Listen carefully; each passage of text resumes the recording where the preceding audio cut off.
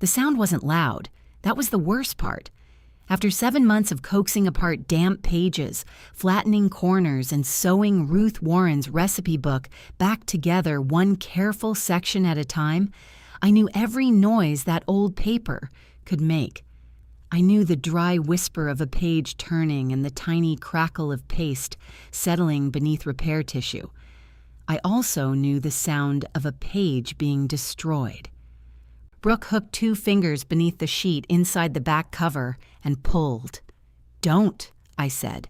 She looked directly at me as it tore. The room went still except for Dad, chewing a piece of glazed ham. My sister held the page in one hand and Grandma's book in the other, the fresh, ragged edge showing pale against the stained paper. "If this is my gift," Brooke said, "I get to decide what stays in it." Mom touched my wrist as if I were the person holding something dangerous. "Elise, please, not tonight." Brooke folded Grandma's note once, then again, pressing each crease with her thumbnail. Mom lowered her voice. "It's only a note. You still have the memories." That was the moment I understood there was no version of my pain my mother couldn't turn into an inconvenience. 7 months earlier, Mom had called to ask if mildew was contagious. "Not like the flu," I told her. "I know mildew doesn't get the flu. That's not what I said." "Well, it's spreading." She was in Grandma's basement where she and Dad had been sorting through the things no one wanted to sort through. Grandma Ruth had died 6 weeks before, and Mom had approached the house in phases. First came valuables, then clothing, then paperwork. The basement was last because the basement had concrete floors, low ceilings, and 40 years of objects Grandma had saved in case civilization suddenly ran out of glass jars. Mom had already offered me 3 lamps, a wooden ironing board, and a plastic grocery bag containing other plastic grocery bags. "What is spreading?" I asked. "The smell. That's different. It's on the cookbooks. I think it's alive." Behind her, Dad said, "Just throw the whole box out." "Don't throw anything out," I said. Mom sighed. "Elise, honey, there are hundreds of books down here." "What cookbooks?" "I don't know. Old ones. Is there a blue cloth one?" There was silence, followed by scraping, a thump, and Mom saying, "Tom, would you stop moving boxes while I'm bending over?" Dad said something about gravity. Then Mom came back. "It might have been blue once. Now it's sort of swamp. I'm coming over. You don't have to do that." This was one of Mom's most reliable sentences. "You don't have to do" that meant she had already counted on me doing it and wanted credit for releasing me. "I'll be there in 20 minutes. Bring gloves." Grandma's house had been closed up since the funeral, and the air inside still held a mixture of furniture polish, old coffee, and the lavender powder she used with such enthusiasm that hugging her had always left evidence on your clothes. Dad met me at the basement door carrying a hammer. "Why do you have that?" "Found it." "That doesn't answer my question. It's my hammer." There was no arguing with that level of logic. Mom was crouched beside a cardboard box darkened along the bottom. She had tied a dish towel over her nose and mouth like an outlaw preparing to rob a Williams-Sonoma. "Oh, good," she said when she saw me. "You came." The book lay on top of a stack of church cookbooks and yellowed magazines. Its cloth cover had swollen away from the boards.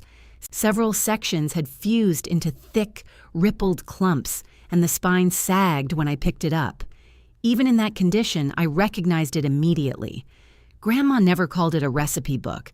She called it the book, as if no other bound object had ever deserved the word. It had begun as a blank ledger somebody gave her in the late 60s. Over time, she filled it with recipes, corrections, grocery prices, phone numbers, and opinions about people who had disappointed her.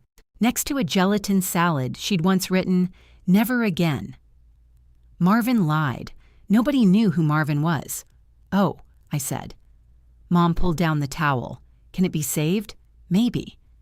Dad leaned over my shoulder. "Smells dead. It's wet. Dead things can be wet." Mom told him to take his hammer upstairs. I lifted the front cover carefully. The first page resisted, then opened with a soft, sucking sound that made all 3 of us wince. "Don't force it," I said. "I wasn't touching it," Dad said. "I'm talking to myself." That's good because I wasn't touching it. Mom stood and brushed dust from her pants. Brooke will be heartbroken if that's ruined. I looked up. Brooke? She loved cooking with Mother. So did I. I know that. Mom said it quickly, the way people say of course when they've just realized something was not obvious to them. You were always very helpful. Helpful. Brooke had been fun in Grandma's kitchen. She'd put flour on her cheeks on purpose, steal bits of pie dough, and get Grandma laughing hard enough to sit down.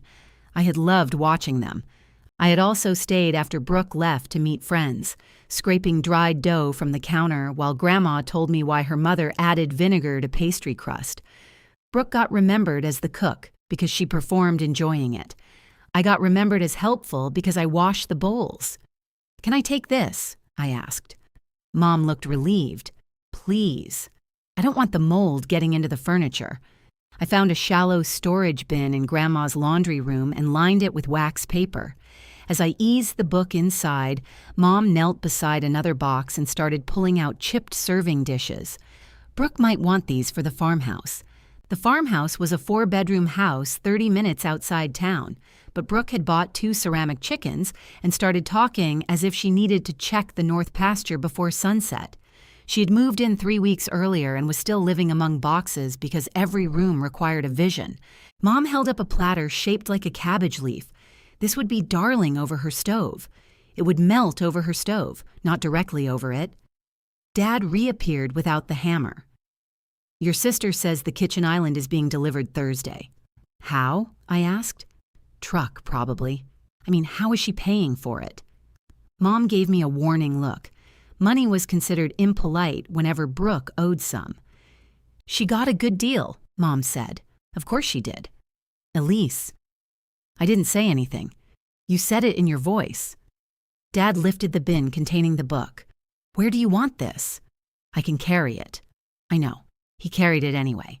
That was Dad. He could be tender as long as tenderness weighed less than 40 pounds and required no conversation. He loaded the bin into my trunk, wedged an old towel beside it so it wouldn't slide, then stood with one hand on the raised trunk lid. "Your grandmother made good noodles," he said. "She did. Brooke should learn those." I waited. Dad frowned into the trunk, sensing something but not locating it. "You know how, obviously." "Obviously." He patted my shoulder and shut the trunk. At home, Adrian found me on the kitchen floor surrounded by baking sheets, blotting paper, 2 small fans, and every heavy book we owned. He set down his work bag. "Did your family give you a wet hostage? It's Grandma's recipe book." "Oh." He crouched beside me, his joking expression disappearing. Adrian had eaten enough of Grandma's apple cake to understand the religious significance. "Can you fix it?" "I don't know yet. Is there a professional we should call?" I looked. "And more than we can afford." He nodded toward the stack of library books on paper conservation beside me. "So naturally, you're becoming the professional. I'm drying pages. You bought a bone folder. It was $12. I'm not criticizing the bone folder. I'm saying you've known about this problem for approximately an hour, and there's already specialized equipment. That's why you married me." "I thought I married you for health insurance." I smiled despite myself. Adrian changed clothes, made sandwiches, and ate beside me on the floor while I worked. He knew better than to offer help before I had worked out what help meant.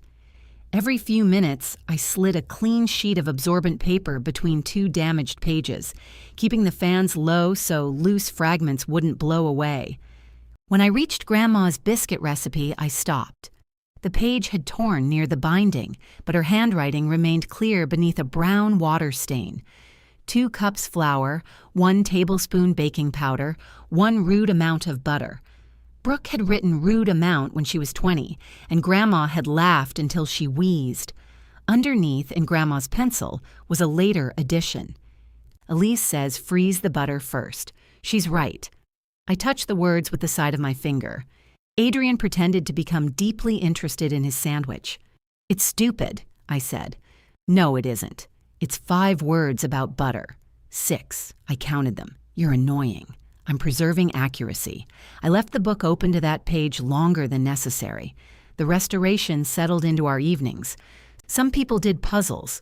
Some watched baseball. I humidified wrinkled paper in a plastic container and talked to a dead woman about glue. At first, Mom called every few days. "How's the book?" "Drying." "Will the stains come out?" "Some shouldn't." "What does that mean?" "It means they're part of it." She didn't understand, but she liked the sound of progress. She told people I was having a little project. Dad dropped off a magnifying lamp he found in his garage. Brooke sent me a heart emoji after Mom told her what I was doing, then asked if I'd found the pecan bar recipe. I sent her a photograph of it. 3 hours later, she posted the picture with the caption, "Getting ready to bring Grandma's magic back to life at the farmhouse." Adrian showed me the post while I was cutting repair tissue. "I'm going to hide her body in a swamp-colored cookbook," I said. "That seems traceable. I'll remove the identifying pages." Smart. I didn't confront Brooke.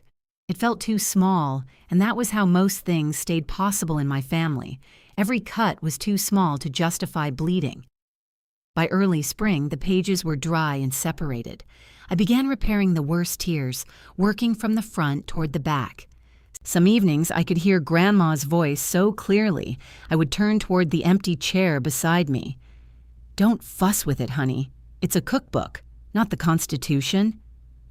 The night I reached the inside back cover, I found 2 pages stuck along the bottom edge. I eased them apart with a thin spatula, expecting another recipe. Instead, a folded sheet slipped from a pocket in the binding and landed in my lap.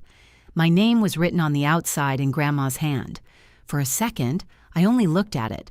Not because I didn't recognize Grandma's handwriting, but because I did.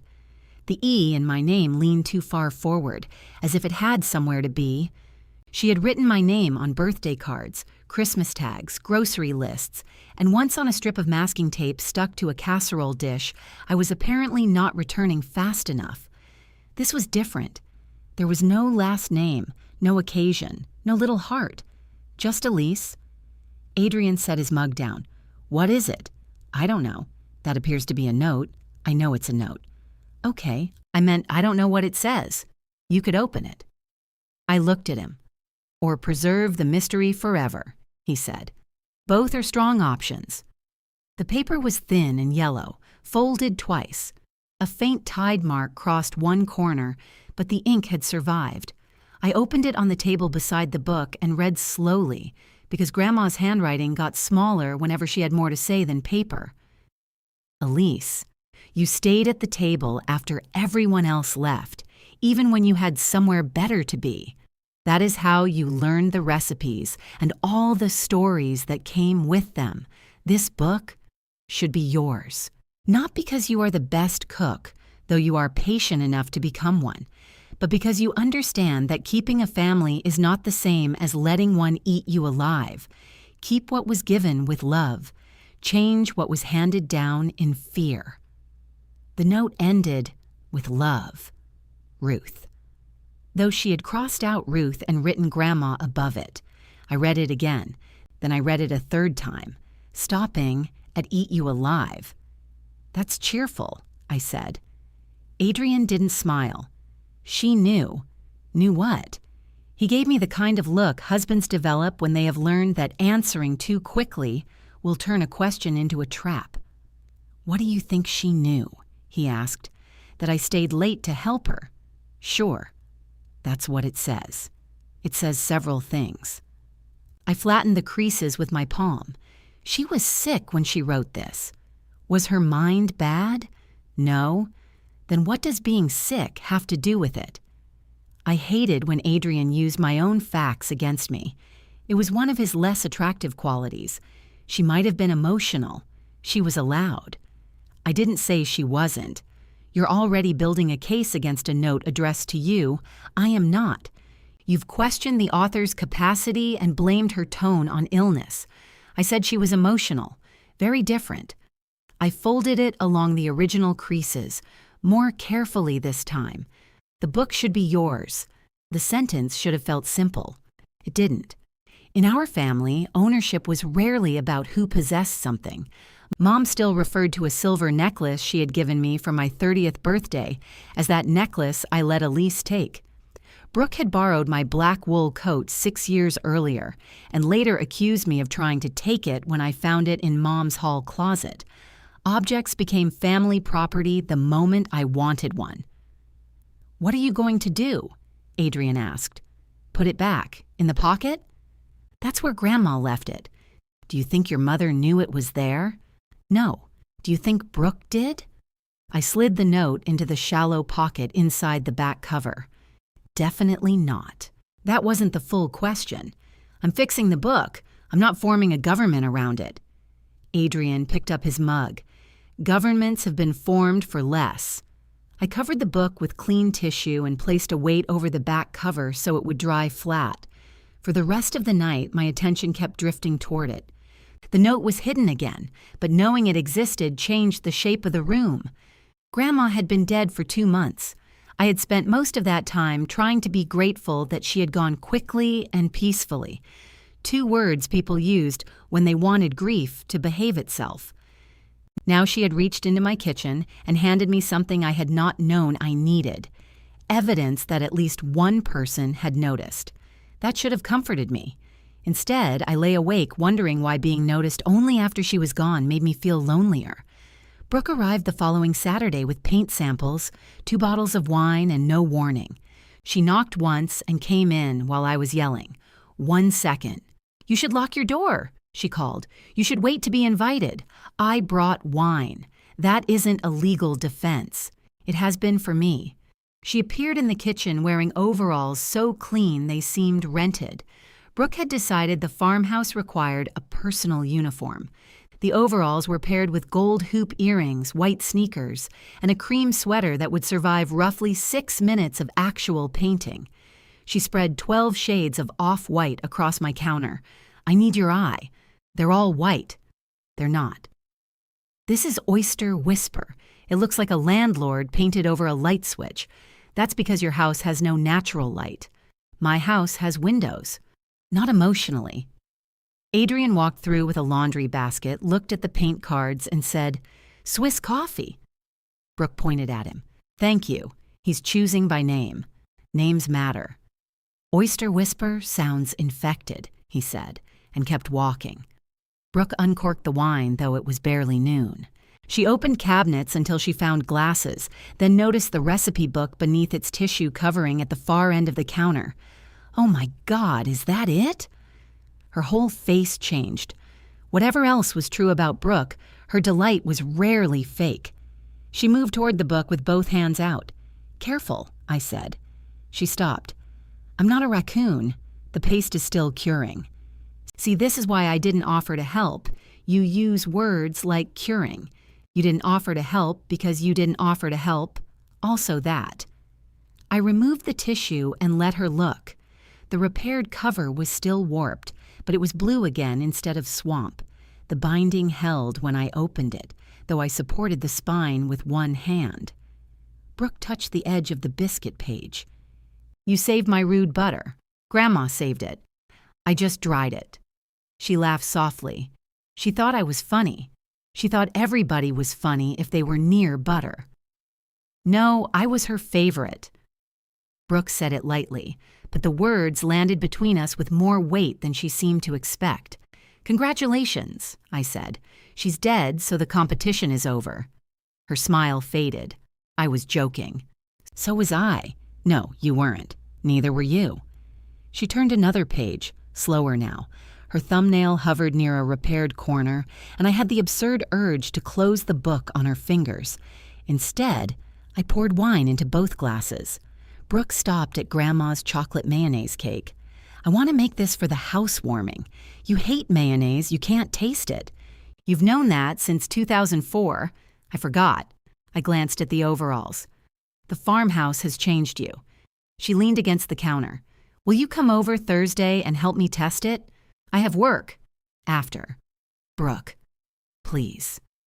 My oven runs weird, and Mom keeps saying Grandma could make that cake blindfolded. Mom says that about everything Grandma did. Apparently she cooked unconscious. Brooke smiled, but it didn't last. She keeps calling the housewarming my first Sunday supper. It's on a Saturday. I know. She has a whole vision. Then let Mom bake the cake. You've eaten Mom's cake. That was fair. Brooke took a long drink of wine and looked toward the dining room, where Adrian was folding towels with the focused expression of a man staying out of range. I wanted to be good, she said. There was something small and honest in her voice. Brooke could turn need into entitlement in under a minute, but sometimes I caught it before it changed form. The house? I asked. The dinner? All of it. She ran a finger along one of the paint cards. Everyone acts like I'm playing farmer because I bought a house with a porch. You bought decorative eggs. They're hand-painted. You don't own a chicken. They're aspirational. I laughed. She nudged my shoulder with hers. Thursday, I'll come for an hour. 2. 1.5. Bring the book. No. Why not? Because it isn't finished. You can bring 1 page. That is not how books work. She groaned, but she accepted it. Before leaving, she took the Swiss coffee paint card and the unopened second bottle of wine. You brought that for us, I said. I changed my mind. About the wine? About your windows. Thursday became 2 hours and 40 minutes. Brooke's new kitchen looked like a catalog image in which no one had ever needed to locate a can opener. The island was nearly the size of my bedroom, topped with pale stone and lit by 3 brass pendants Mom had described as timeless, even though Brooke had ordered them from a website called Modern Mood. Mom was already there when I arrived. You're late, she said. It's 6:04. We started. Brooke stood at the island reading the cake recipe from the photograph I had sent her. Cocoa powder dusted one side of her face, this time by accident. We have a situation, she said. On the counter sat a sunken chocolate cake. What did you do? Followed the recipe. Mom made a sympathetic noise. Grandma's never looked like that. Thank you, Diane, Brooke said. Don't call me Diane when you're frustrated. Would you prefer Mrs. Warren? I set down my bag. Did you use baking soda? Brooke pointed at the recipe. It says soda. And I used soda. What kind? She opened the refrigerator and produced a can of lemon-lime soda. I stared at her. It's soda. Mom laughed so hard she had to sit on one of the bar stools. Brooke looked offended. It could have meant anything. It meant baking soda. It should say baking soda. It probably did before the ink faded. This is exactly why I need the book. The words were casual. I still felt them. Mom wiped beneath her eyes. Well, once Elise finishes her little repair job, we can keep it here. There's plenty of room, and Brooke will actually use it. The kitchen went quiet except for the refrigerator humming. Brooke busied herself opening a new bag of flour. I looked at Mom. Why would we keep it here? She blinked as if I had asked why water was wet. Because this is where the family dinners will be. I use it. You know all the recipes already. No, I don't. You know more than Brooke. That isn't the same thing. Mom waved a hand toward the failed cake. Clearly. Brooke shut the flour drawer harder than necessary. I'm standing right here. I didn't mean anything by it, Mom said. She meant that sentence for both of us, which was efficient. I helped Brooke make the second cake. When she reached for the lemon-lime soda again as a joke, I slapped her hand away and she laughed. For a while, we were ourselves without Mom translating us. Brooke measured. I corrected. She licked batter from the spoon. I cleaned as we went.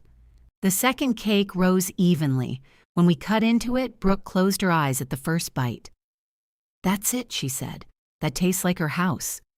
Mom touched the base of her throat. It does. The 3 of us stood around the enormous island eating cake from mismatched plates because Brooke had not unpacked the good ones. Grief softened everybody for a few minutes. Mom told us how Grandma used to hide mayonnaise jars from Grandpa because he claimed to hate mayonnaise while eating that cake every week. Brooke laughed with her mouth full. I thought of the folded note waiting inside the book at home. I almost told them. Instead, I asked Mom to pass the forks. By the week of the housewarming, the restoration was finished. The book would never look new, which was the point. The water stains remained pale shadows across several pages. Grandma's fingerprints survived in butter-colored smudges. I had reinforced the spine, reattached the cloth, and built a fitted box to protect it. The last thing I did was unfold Grandma's note and read it once more. Then I returned it to the pocket inside the back cover. Mom called while I was securing the book in its box. "Bring it Saturday," she said. "The book? Everyone will be there. It'll be the perfect time." "For what?" "To show them what you did." I ran my thumb over the lid of the box. "There's something inside Grandma wrote to me." Mom paused, but only because I heard her covering the phone to say something to Dad. Then she came back. "How nice, honey. Bring that too." I should have asked what she meant by perfect time. Instead, I heard what I wanted to hear. I pictured Mom standing beside me while I opened the book, everyone leaning closer as I explained the repairs. I imagined showing them Grandma's note without making a speech about it. The words would speak for themselves. Mom would understand that I had not simply rescued a family object. Grandma had placed it in my hands before any of us knew it needed rescuing. That version survived until I walked into Brooke's house carrying the fitted box. Mom met us in the foyer. She wore a green wrap dress and the expression of someone hosting an event in a home that did not belong to her. "Finally," she said. "We're 12 minutes early," Adrian told her. "I thought you'd come early to help." "You didn't ask us to." Mom smiled at him with no warmth. Adrian smiled back with plenty. I held out the box. "Where should I put this?" "Oh, give it to me." Mom reached for it. "I'll keep it safe until after dinner." I hesitated. She noticed. Mom always noticed hesitation. She just treated it as bad manners. "Elise, I'm not going to drop it, I know. Then let go." I did. She carried the box toward the kitchen. A faded yellow tea towel hung over her arm, printed with strawberries that had once been red. I recognized it from Grandma's house. "What's the towel for?" I asked. Mom kept walking. "You'll see." Adrian touched my lower back. That sounded ominous. "It's a towel, so is the flag in Les Miserables. You've never seen Les Miserables." I absorbed the themes. Brooke came down the stairs adjusting an earring. She wore a dark blue dress and no overalls, which made the farmhouse seem briefly safe. "You're here." She kissed my cheek, then Adrian's. "Can you look at the rolls?" "Hello to you too." "Hello." The rolls are weird. Her dining room was crowded with adults holding wine glasses and pretending not to examine the new furniture. Aunt Marlene sat near the window talking to Dad. She was Grandma's younger sister by 9 years and had the same narrow chin, though Marlene wore her silver hair in a blunt bob that Grandma had once described as hostile. Marlene raised her glass when she saw me. "Book doctor, please don't call me that. I won't call you paper nurse. It sounds obscene." Dad stood to hug me. "Your sister bought a table that seats 12. I can see that. Took 4 men to bring it in. Were you one of them?" "No." I watched. He seemed proud of this. From the kitchen, Brooke yelled my name. Adrian took the wine from my hand. "Go save Christmas. It's April." You know what I mean. The rolls were not weird. They were cold. Brooke had shaped them beautifully and put them on baking sheets to rise, then opened 3 windows because the kitchen was warm from the oven. They sat in a breeze stiff enough to move the curtains. "Yeast likes warmth," I said. "I know that. You opened the windows." Mom said the house smelled like onions. Mom stood at the island arranging slices of ham on a platter. I said it was stuffy. "You opened one of them," Brooke said. I opened the small one. "There are no small windows." I closed all 3.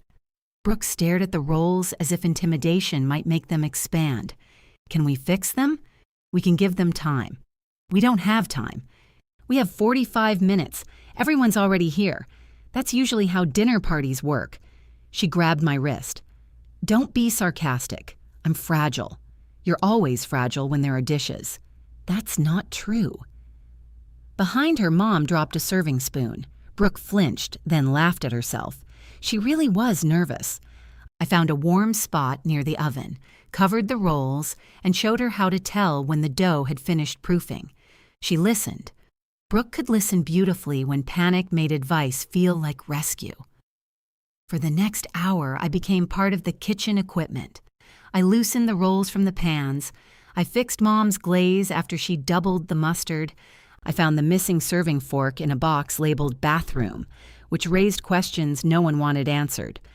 When Brooke spilled gravy down the front of her dress, I stood behind her in the laundry room with a damp cloth while she held the fabric away from her body. "I'm going to smell like beef," she said. "You already smelled like onions. Why are you like this? You called me." She watched me in the mirror. "Do you like the house?" "Yes." "You said the island was ridiculous." "It is ridiculous. I still like the house." "Mom thinks you're jealous." My hand stopped. Brooke said it with the casual cruelty of someone passing along a weather report. "Does she?" "She didn't use that word." "What word did she use?" Brooke picked at one earring.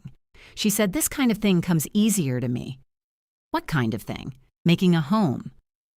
The laundry room was narrow and bright, with a framed watercolor of a cow hanging above the washer.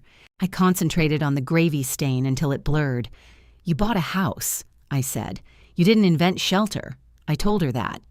"Did you?" "Not in those words." "Not in any words?" Brooke met my eyes in the mirror. "Why do you always do that?" "Do what? Make me responsible for things she says. You're the one who brought it to me. I was being honest." "No, you were handing it over because it made you uncomfortable to hold." She pulled away, and the damp cloth slipped from my hand. "Forget it," she said. "I'd love to." She walked back to the kitchen with a wet patch on her dress and the stain still visible at the edge. 10 minutes later, she asked me to carve the ham as if nothing had happened. Dinner was good. That mattered because some part of me wanted the food to fail after Brooke's comment, and I was ashamed of that part. The rolls rose. The cake tasted like Grandma's kitchen. Aunt Marlene ate 2 slices and wrapped a third in a napkin for later, openly ignoring Mom's offer of foil. "You lose flavor in foil," Marlene said. "That isn't true," Mom told her. "Prove it." "How would I prove that? Then stop making claims." Dad looked delighted. He loved conflict when it wasn't directed at him. Brooke relaxed as the plates emptied. She told the story of the lemon-lime soda cake, improving my reaction until I was supposedly too stunned to speak for several minutes. "You were stunned," she insisted. "I called you an enemy of literacy." That came later. Everyone laughed. For a few minutes, I watched my sister at the head of her enormous table and understood what Mom meant when she said things came easily to Brooke. It wasn't homemaking. It was being watched. Brooke knew how to brighten under attention. I had spent my life dimming so no one would accuse me of asking for too much. Mom stood before dessert plates had been cleared. "I have something special," she announced. I looked toward the sideboard, expecting the fitted box. It was gone. Mom returned from the kitchen carrying the recipe book wrapped in Grandma's strawberry tea towel. She had removed it from the protective box and tied the cloth around it with white ribbon. "Diane," Marlene said. "Is that Ruth's towel?" Mom ignored her. She stood behind Brooke's chair and rested one hand on my sister's shoulder. A new home deserves family history. Mother loved cooking with Brooke, and I know she would be thrilled to see her recipes used here for Sunday suppers and holidays for years to come. My body understood before my mind did. I put down my fork. "Mom." She kept speaking. "This book was nearly lost, but Elise was kind enough to fix it up for her sister." Adrian turned toward me.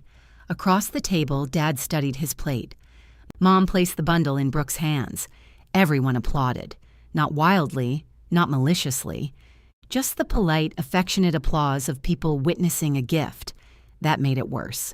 The moment became true before I could stop it. Brooke stared at me over the wrapped book. "You did this for me?" "No." The applause ended unevenly. Mom gave a short laugh. "She means she did it for the family. I didn't restore it for Brooke." Brooke's face hardened. "Okay, I found it. I spent months saving it. Grandma left something inside for me." Mom's smile stayed fixed. "This is not the time. You said this was the perfect time. To give Brooke the book. You didn't tell me that. I assumed you understood. How would I understand something you never said?" Dad cut a piece of ham that he was no longer eating. Brooke untied the ribbon. Maybe we should just look at it. I stood. Give it to me. It's already in my hands, Elise, because Mom took it out of the box I made and gave it to you. Will both of you stop? Mom hissed. You're embarrassing yourselves. Brooke opened the cover. Her anger softened as she turned the first few pages. She touched Grandma's handwriting, the old stains, the places I had repaired. People leaned closer. Aunt Marlene did not. She watched me. Brooke reached the back cover. The folded note slid free. She read my name first, then she opened it. Her eyes moved down the page. The color rose in her face. What does it say? Mom asked. Brooke looked at me. Did you put this here? No, it says the book should be yours. The room seemed to contract around the sentence. Mom held out her hand. Let me see. Brooke pulled it away. It says Elise stayed when everyone else left. Marlene lowered her wine glass. It's Grandma's handwriting, I said. She left it in the binding. Brooke read the rest silently, her mouth twisted. Then she laughed once, without humor. So this whole thing was a setup. What? You brought the book here knowing that note was inside. Mom told me to bring it, so everyone would see Grandma picked you. This isn't about picking. It literally says it should be yours. Then give it to her, Adrian said. Mom turned on him. This is family? I'm married to her? You know what I mean. Unfortunately. Brooke held the note against the open book. Why is there a private little claim hidden in a family heirloom? Ask Grandma. That's convenient. Give me the book. I reached across the table. Brooke hooked 2 fingers beneath the sheet at the back where Grandma had attached the pocket. For 1 second, I thought she was trying to remove the note's envelope. Then she pulled the whole page. Don't, I said. The paper tore through the repaired binding. Dad chewed a piece of ham. Mom caught my wrist. If this is my gift, Brooke said, I get to decide what stays in it. Elise, please, Mom said. Not tonight. Brooke folded the page into quarters, pressing each crease with her thumbnail. She shoved it into the small purse hanging from her chair. Mom lowered her voice. It's only a note. You still have the memories? I looked at her hand around my wrist. Then I looked at Brooke holding the damaged book. Keep it, I said.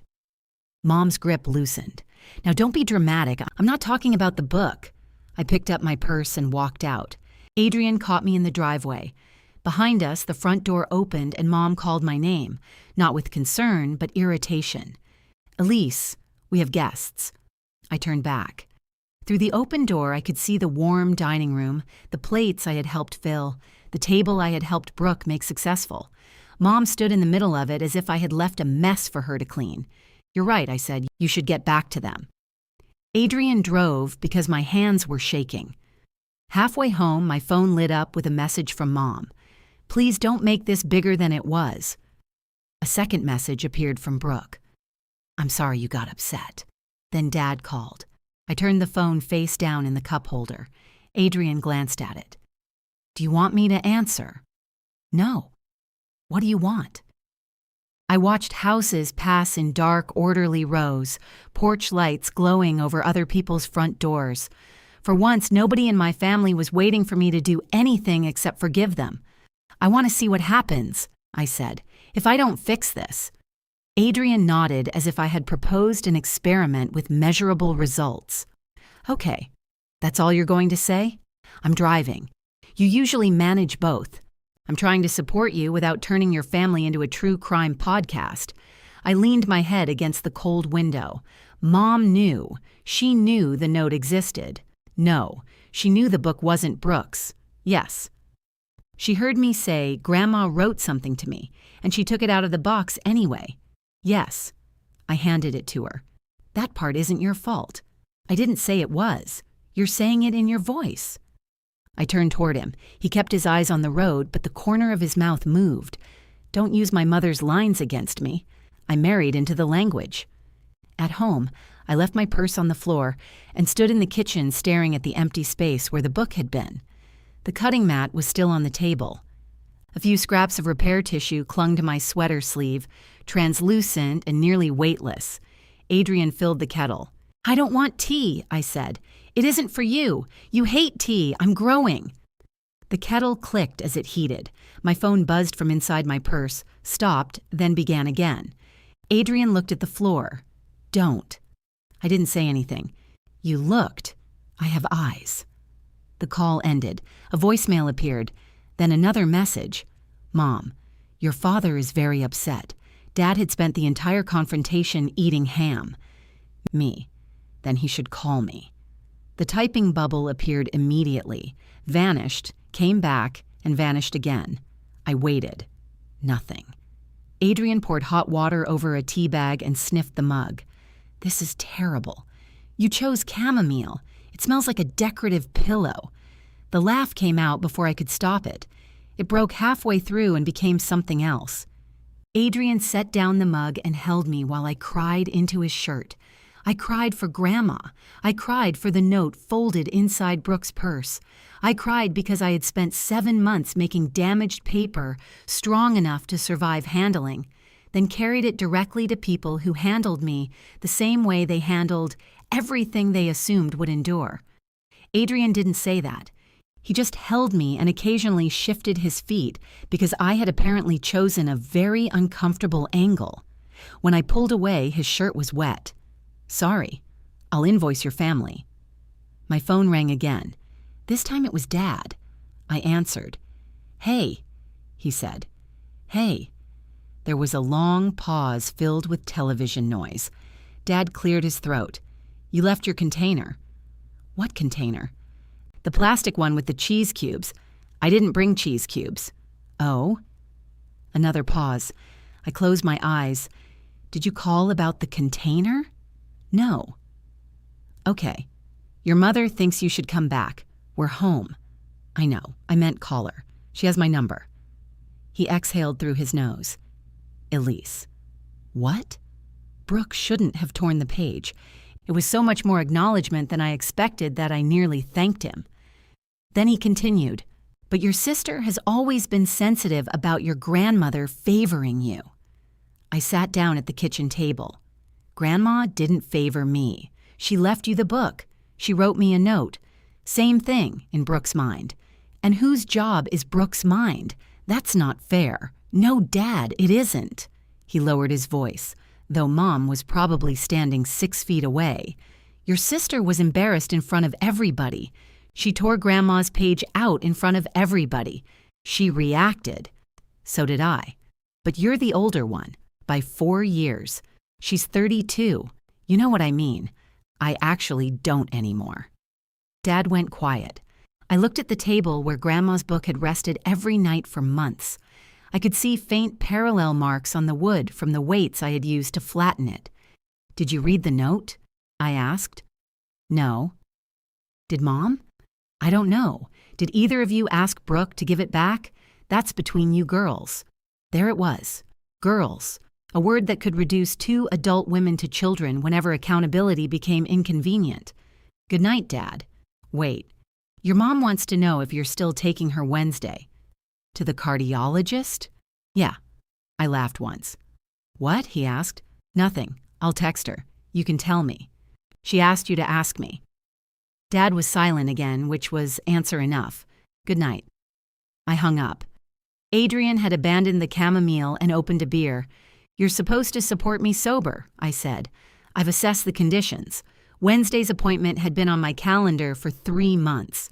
Mom could drive, but she disliked downtown traffic and said parking garages made her feel trapped.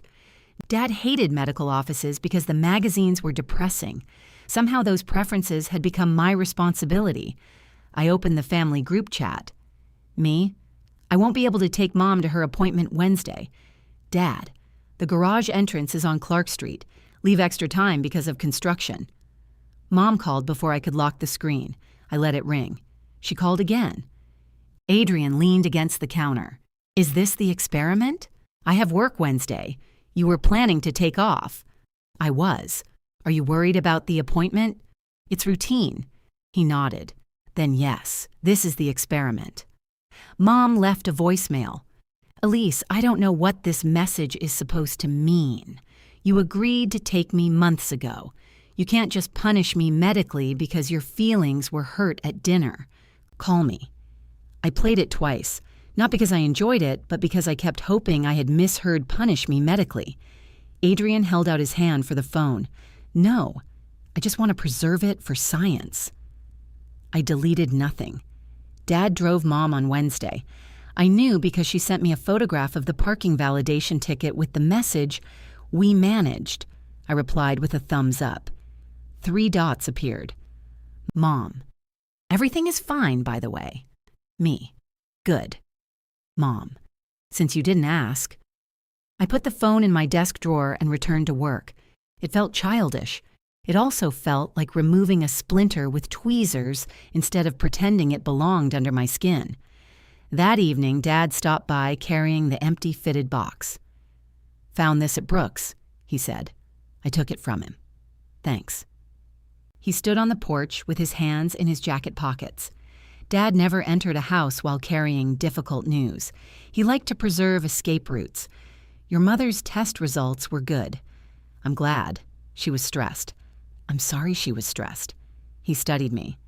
"Are you? About the cardiologist?" "Yes." "You know what I mean." I ran my thumb along the edge of the empty box. "Where's the book?" "Brooke has it." "And the note?" "I didn't ask." "Why not?" He looked past me toward our living room. "Can I come in?" I stepped aside. Adrian was making pasta. He greeted Dad, offered him a drink, and received a no so fast it was practically defensive. Dad sat at the kitchen table. Without the book, the fitted box looked like a coffin designed for something too small to name. "Your mom says Sunday dinner is at Brooks again this week," he said. "That's nice. She wants you to bring Ruth's rolls." "No." Dad rubbed his jaw. "You make them better. Brooke made them Saturday. You helped. She knows how now. You could just bring the rolls. I could. I'm not going to." "Elise, families have fights. This isn't a fight. What is it?" "I haven't decided yet." He didn't like that answer. Neither did I, but it was the truth. Dad leaned forward. "Your mother thinks you're trying to make people choose sides. Mom gave my book to Brooke in front of a room full of people. She thought it belonged to the family. Then why did she give it to one person?" He opened his mouth, closed it, and looked toward Adrian. Adrian stirred the sauce without turning around. Dad lowered his voice. "Brooke needed something special." I stared at him. He seemed to realize the words were wrong after they had already arrived. "So she gave her something Grandma left to me?" "Your mother didn't know that until the note. She knew I restored it." "You're good at that kind of thing." "What kind?" "Fixing things." I smiled, though nothing was funny. That's not the same as not wanting to keep them. Dad stood. "I'm not here to argue." "No, you came to return an empty box and ask me to bake. That's not fair. You've said that twice this week." He zipped his jacket. "Sunday at 5, if you change your mind." "I won't." He left through the front door without hugging me. Adrian waited until Dad's car pulled away. "Do you want pasta?" "Yes." "Do you want me to say anything insightful?" "No." "Excellent. I'm tired." Sunday afternoon, Brooke texted me directly.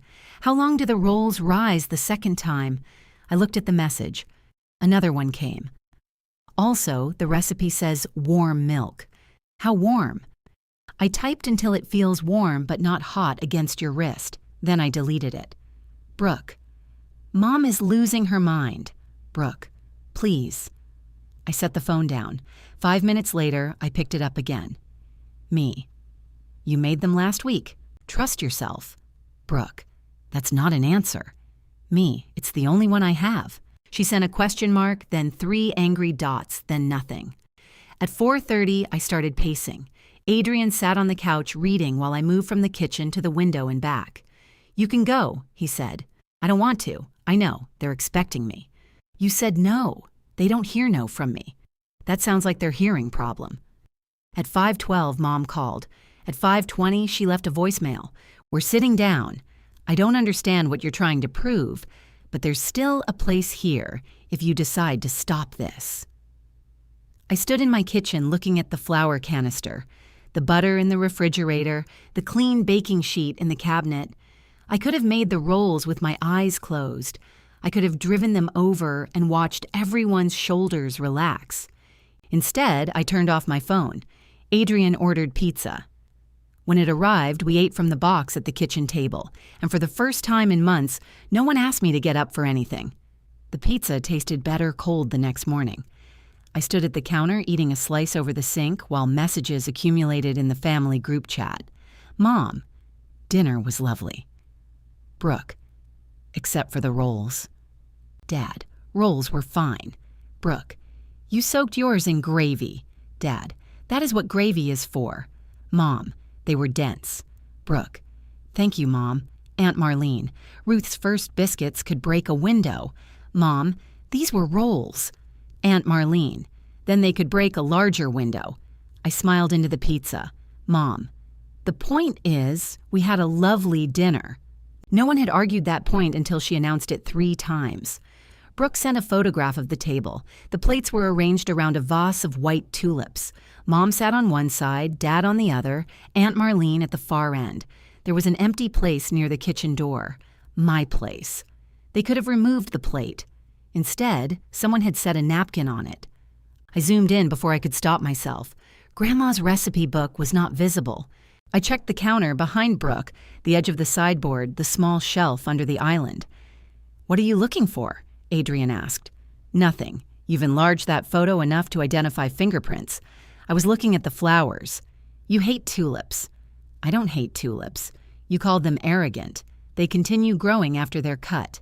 That is arrogant." He kissed the top of my head and reached around me for the coffee. At 10:15, Brooke called. I watched her name flash across the screen. Adrian lifted an eyebrow. "I'm going to answer." I didn't say anything. You lifted your face. "It's how I see." I answered before he could become more reasonable. "What?" "Good morning to you too. What do you need?" Brooke was quiet for half a second. "That's a nice way to answer your sister. You called me at 10 in the morning after texting about rolls for 2 days. It's not about the rolls. What's it about? The rolls were terrible. I put the pizza crust down. You said it wasn't about the rolls. I'm providing context." "Brooke." Mom kept touching them. She picked one up and squeezed it in front of everybody. "That sounds like Mom. She said they didn't have your lightness." I said nothing. Brooke continued. "Then Dad asked why the ham tasted different. Did it? How would I know? It tasted like ham. Did you use Mom's glaze?" "Yes. That's why." "Okay, well, Marlene said the carrots were overcooked. They usually are. Not helpful. You called me. You weren't there." The edge in her voice shifted. It was no longer irritation. I picked at a dried spot of sauce on the counter. "I told you I wasn't coming." "I know, I just didn't think you meant it." "Why? Because you always come." There was no accusation in it. That made it harder. Brooke sighed. Mom was furious before dinner. Dad dropped the bowl with the green beans, and she said none of this would be happening if you hadn't decided to punish everybody. Did the bowl break? No. Then it sounds like everything was fine. It wasn't fine. I waited. Brooke said, "I wish you'd been there. You wish I'd fixed it. Can't both be true?" That surprised me enough that I had to sit down.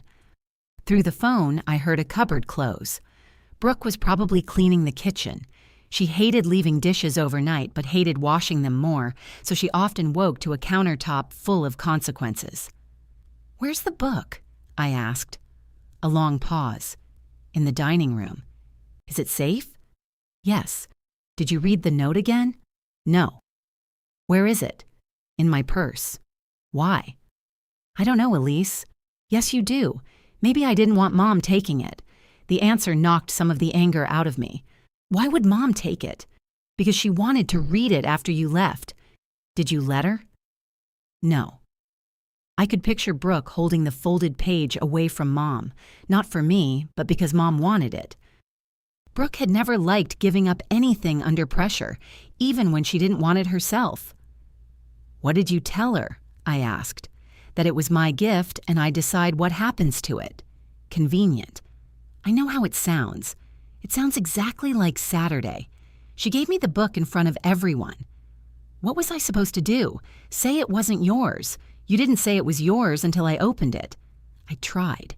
You made comments. You didn't say, Brooke, Grandma left this book to me. She didn't put it in a will, Brooke. She wrote a note. Then why are you acting like I stole a car? Because you tore it. She went silent. The refrigerator hummed behind me. Adrian moved around in the living room, giving me privacy without making a performance of giving me privacy. Brooke said, Do you think she loved you more? The question was so naked I almost pretended not to hear it. No. Then why did she leave it to you? Because I stayed. That's what the note says. It's also what happened. I was there. You were there when it was fun. That is such a cheap answer. You asked. I loved her, I know. You don't sound like you know. I closed my eyes. Brooke, love wasn't the test. Easy for you to say when you passed. She hung up. I sat with the phone against my ear until the call screen disappeared. Adrian came back carrying a folded blanket. How'd that go? We communicated. That bad? Worse. Honestly.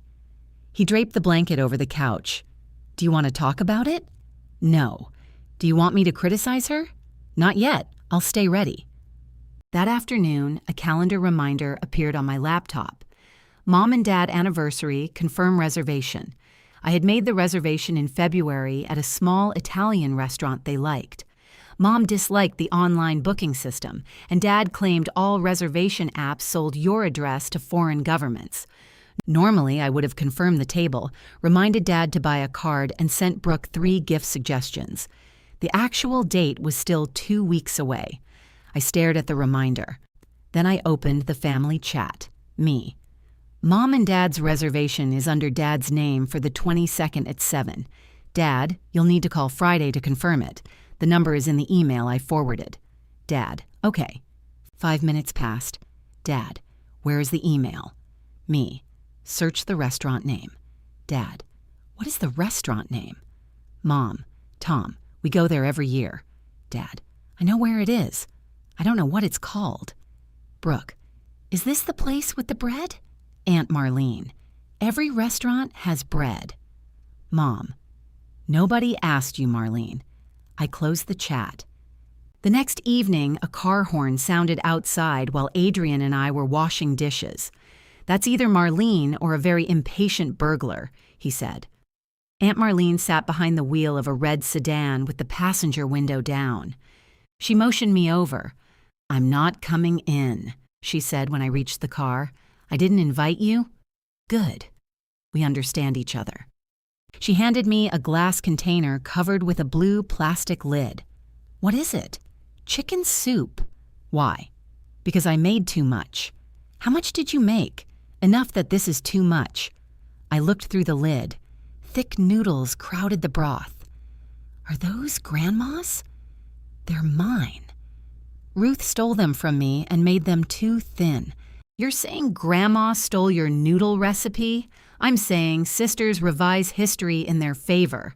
The comment was dry, but it stayed in the air. Marlene took off her sunglasses. Her eyes were lighter than Grandma's and sharper. Did Brooke give you the page? No. She still has the book? Yes.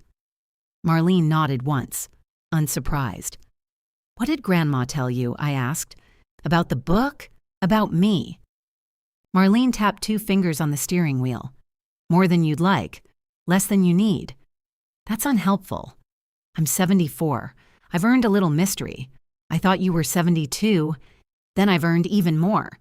She put the sunglasses back on.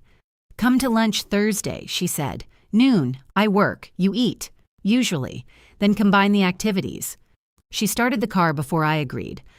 Thursday at noon, I parked outside Marlene's small brick house. She opened the door holding a wooden spoon. You're 3 minutes late. You're related to Mom. Don't insult me on my own porch. Her house smelled like onions and black pepper. Family photographs crowded the hallway, but Marlene had never arranged them by importance. Grandma appeared in dozens, laughing in some, irritated in others. In one picture, the two of them stood beside a collapsed picnic table, both pointing at each other. Marlene saw me looking. Ruth sat on it first. "You're both standing." She got up fast. Lunch was chicken soup, a green salad, and bread from a bakery. I reached for the soup pot after we sat down. Marlene slapped my hand with the serving spoon. "I can serve myself." "I know, so can I." She filled my bowl and then hers. For several minutes, we ate without talking. It felt strange at first. Meals in my family had always required management. Someone needed more ice. Dad wanted salt. Mom noticed a spot on a glass. Brooke forgot a serving utensil. Silence usually meant I had failed to anticipate something. Marlene buttered her bread. "Ruth worried about you," she said. I looked up. She worried about everyone. It was her favorite hobby. With you, she was specific. Specific how? She said your mother only knew how to reward need. Brooke needed reassurance, so Diane praised her. Your father needed peace, so Diane kept things from him. You needed very little. That isn't true. I know. Ruth knew too. I moved a noodle around my bowl, Marlene continued. You just made needing you look like the same thing as loving you. The words irritated me because they fit too easily. Did Grandma say that? No, I did. Ruth took longer to get to a point. I smiled despite myself. Marlene tore her bread in half. After Christmas 3 years ago, she called me. Said you cooked the whole dinner while Diane told everyone Brooke had inherited the family touch. Brooke decorated the table. She put pine cones in a bowl. They were cinnamon-scented. That changes everything. I laughed, then covered my mouth because the sound arrived too loudly. Marlene's expression softened. Ruth didn't leave you that note to start a fight, she said. She left it because she knew you'd turn the book into another service if she didn't tell you it was yours. I did anyway. Yes. I thought Mom would understand when she saw it. Diane understands more than she admits. That's worse. Usually. My phone buzzed beside my bowl. Mom's name filled the screen. Marlene glanced at it and kept eating. I reached for the phone, then stopped. It rang until the screen went dark. Marlene pushed the bread basket toward me. Good. What? You let someone finish wanting something from you without treating it like an emergency. She might need something important. She might. I waited for the guilt to become unbearable. It didn't. It rose, tightened, and then changed into something I could sit beside. Marlene lifted the soup pot. More? I held out my bowl. She served me, and neither of us thanked the other for being useful. Mom's voicemail was 47 seconds long. Elise, your father can't find the restaurant email, and now he says you told him the wrong date, which I know you didn't, but I need you to straighten this out. Also, Brooke is taking everything very hard. She feels like you've cut her off over one emotional moment. I don't know why you won't answer me. Call when you're ready to be reasonable. I listened in Marlene's driveway with the engine off. Then I forwarded Dad the email again. Me. The reservation is for the 22nd. Call the restaurant before 5 today. Dad. Thanks. A moment later. Dad. Do I ask for reservations? Me. Tell whoever answers that you're calling to confirm one. Dad. Okay. Dad. Do I need the confirmation number? I copied it from the email and sent it. Dad. Thanks. Dad. Your mother is upset with you. I put the phone on the passenger seat. My experiment had a design flaw. If I stopped doing things for Mom, she sent Dad. If I stopped doing things for Dad, he wandered into the task like a man entering a dark shed, then asked enough questions that I did it anyway. That evening, I told Adrian I was bad at boundaries. He was lying on the living room rug with an ice pack under his shoulder after deciding he could move a bookcase by himself. You've been doing this for a week, he said. You were bad at restoring books for longer than that. I was never bad at it. You glued your sleeve to a page. I corrected it. You cut yourself with a bone folder. It slipped. The tool is made of bone and has no blade. I sat on the couch above him. What's your point? You don't become good at something by having one dramatic feeling. That sounded almost wise. The floor improves me. He closed his eyes. I still solved Dad's problem, I said. Did you call the restaurant? No. Then Dad solved Dad's problem with technical support. I was the technical support. Yes, you're transitioning from employee to help desk. That doesn't sound better. It has hours. The restaurant called Dad back the next day to confirm. I knew because he sent the family chat a screenshot of his recent calls with the number circled. Dad, done. Aunt Marlene, a hero walks among us. Mom, must everything be a joke? Dad, what joke? Brooke, I'm proud of you, Dad.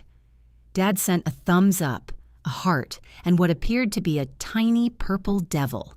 He followed with, wrong one. For their anniversary, I bought Mom and Dad a bottle of the wine they had served at their wedding, or at least the modern version from the same vineyard. I signed the card from Adrian and me. 2 days before dinner, Brooke called. What did we get them, she asked. I got them wine. Perfect. Put my name on it. No. She laughed. I'll pay you. No? How much was it? That isn't the point. Then what's the point? You asked what we got them. There is no we. Fine. What should I get? I don't know. You always know. I've retired from knowing. That sounds exhausting for everyone. It's been peaceful for me. She made a frustrated noise. Mom wants something sentimental. Mom says that, then returns anything engraved. Exactly. You understand the problem? I also understand it isn't mine. Brooke went silent. Then she said, Did Marlene put you up to this? Put me up to buying my own gift? To acting like every normal family thing is oppression? I looked across the kitchen at the empty fitted box. I had moved it off the table twice, but nowhere else felt right. Have you returned the note to me? I asked. Brooke exhaled. I knew this was about that. It is about that. It was 1 page. Then give it back. You don't actually care about the page. You care that Grandma chose you. You asked me 3 days ago if I thought she loved me more. That was different. How? Because I was trying to talk to you. So am I. No, you're trying to win. She hung up again. Brooke had always been excellent at ending conversations 1 sentence before she might have to answer something. When we were younger, she slammed doors. As an adult, she had better technology. At the anniversary dinner, she arrived carrying a large gift bag with silver tissue paper and the cautious expression of someone approaching an animal that had bitten her. Before you say anything, she told me in the restaurant lobby, I handled my own gift. I wasn't going to ask. You were looking at the bag. It's enormous. It's a heated foot massager. I stared at her. She mentioned her feet were cold. Mom hates things touching her feet. That would have been useful information when I called. You didn't ask about her feet. Brooke hugged Adrian and walked into the dining room. Our table was not ready. Dad became convinced this meant he had confirmed the wrong restaurant. Mom kept repeating that it was fine in a tone that made the hostess apologize 4 times. Brooke suggested we go somewhere else. Marlene sat on a bench near the bar and opened a packet of crackers from her purse. This is why I bring provisions, she said. We were seated 11 minutes later. Mom placed me on her left and Brooke on her right, an arrangement that felt less like dinner and more like a negotiation conducted over breadsticks. She lifted her wine glass.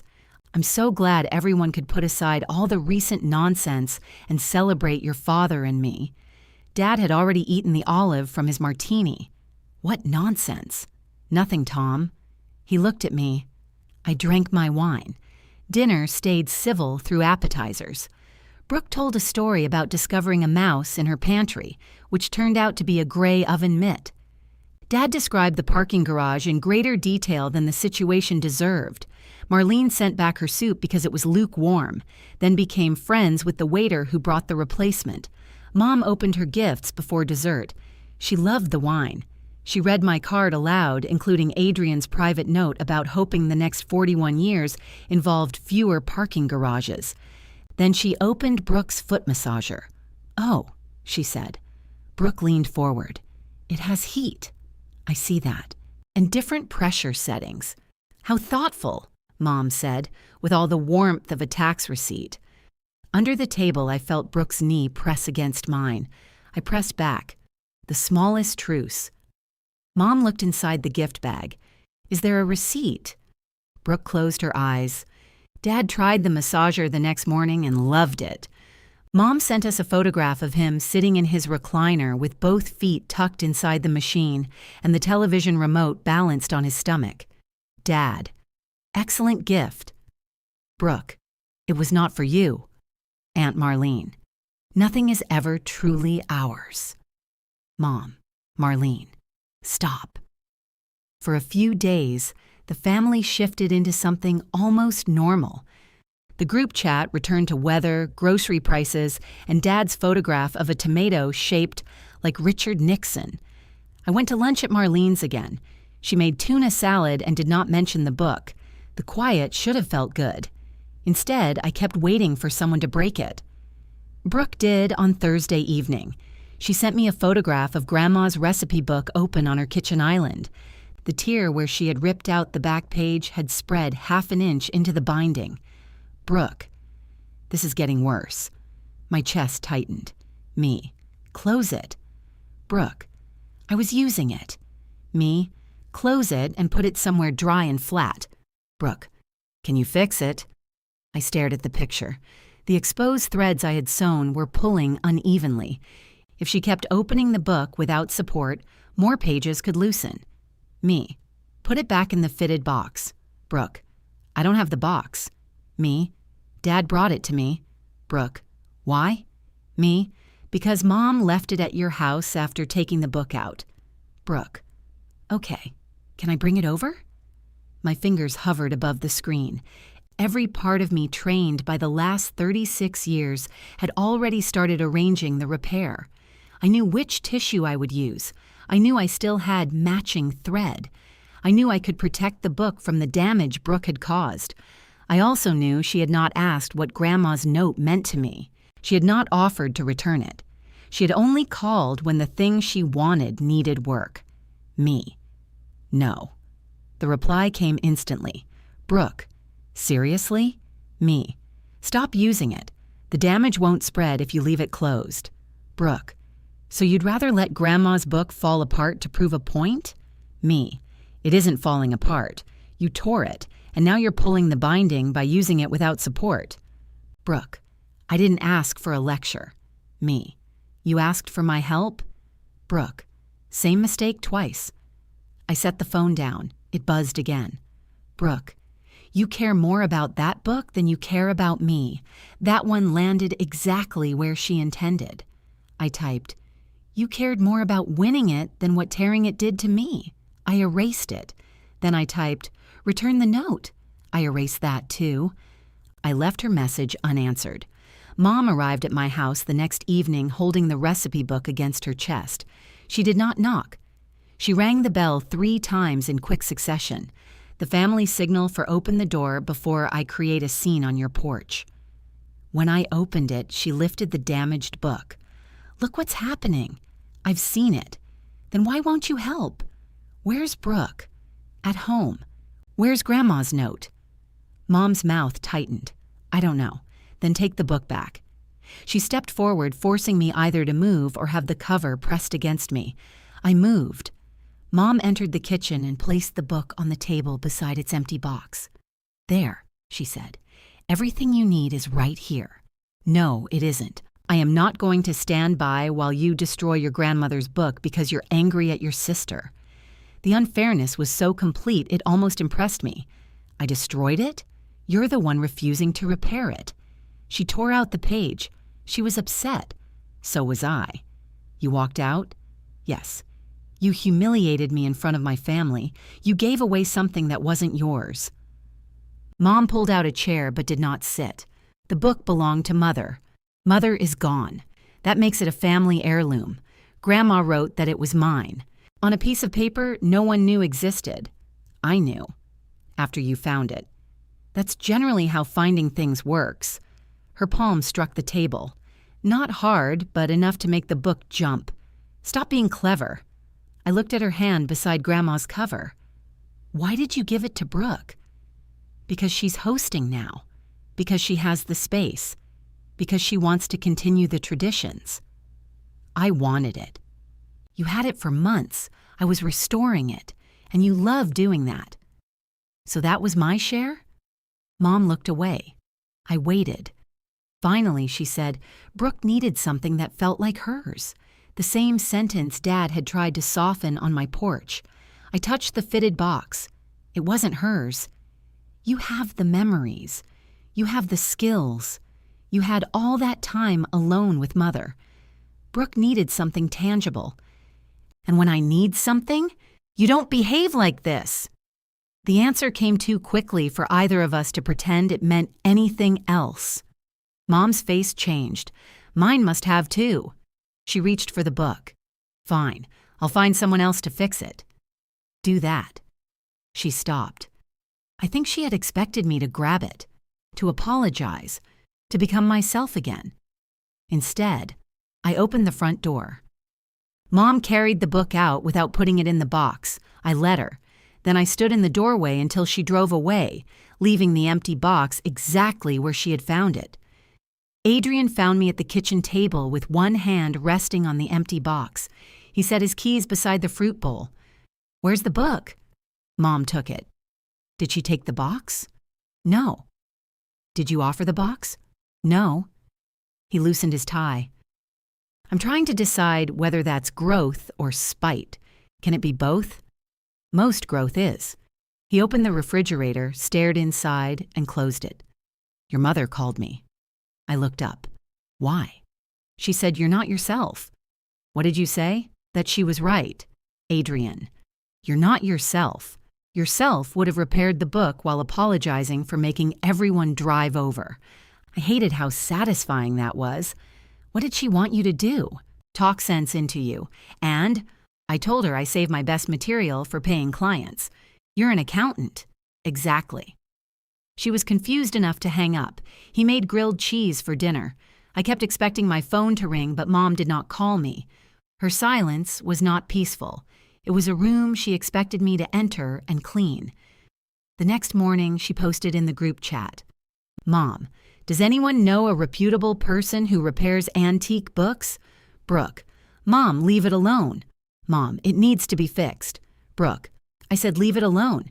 Dad, library? Aunt Marlene, libraries generally contain books. Yes. Mom, I'm asking for help, Marlene. Aunt Marlene, you already know someone reputable. Mom, apparently not. I read that last line until the letters lost shape. Adrian reached over and took the phone from my hand. Hey, you were going to keep reading it. It was sent to me. So are credit card offers. He put the phone face down beneath the sugar bowl. Very mature, I said. I learned boundaries yesterday. By noon, Aunt Marlene had texted me privately. Making noodles Saturday. Come at 10. Wear something you can flour. Me. Is that a threat? Aunt Marlene. It is an instruction. I went. Marlene had cleared her kitchen table and placed a wooden board in the center. 2 aprons hung from the backs of chairs. One said, kiss the cook. The other said, not that one. You get the kiss one, she said. Why? I bought them as a set, and I'm not encouraging you. She tied hers around her waist. The noodle recipe was almost identical to Grandma's, except Marlene used 1 extra egg and refused to measure flour. You're supposed to know by feel, she said. That's not a recipe. It's cooking. Those are usually related. Not in this family. We made a well in the flour and cracked eggs into the center. Marlene used a fork to pull in the edges while I steadied the board. Grandma had taught me the same motion. Watching Marlene's hands was like hearing 2 people sing the same song in different keys. Ruth rolled hers too thin, Marlene said. You've mentioned. She liked people praising how delicate they were. They were delicate. They dissolved if you looked at them sternly. I worked the dough with the heel of my hand. You miss her. Obviously. You could say it. I just did. No, you insulted her noodles. That was our love language. Marlene dusted the board with flour. She told me about the time Grandma stopped speaking to her for 5 months over a pressure cooker. Marlene had borrowed it, dented the lid, and returned it without saying anything. Grandma discovered the damage during canning season and drove the pressure cooker to Marlene's house just so she could set it on the porch and leave. 5 months? I asked. Closer to 6. Over a dent? Over lying about the dent. What happened? I bought her another pressure cooker. And she forgave you? No. She said the new one was ugly. I laughed. Marlene divided the dough. We started talking because our cousin got married, and Ruth needed someone to tell her the hat Diane chose was terrible. Was it? Feathers. That doesn't answer the question. It was July. We rolled the dough into thin sheets. Not as thin as Grandma's because Marlene slapped my hand when I tried. Did either of you apologize? I asked. Eventually, for the pressure cooker, for making the pressure cooker stand in for every bad thing we'd ever thought about each other. She cut the dough into narrow strips and tossed them with flour. Sisters do that, she said. You get one clean injury and suddenly it has to carry every dirty one. I knew she wasn't talking about Grandma anymore. Brooke tore the page. Yes, I'm allowed to be angry about the page.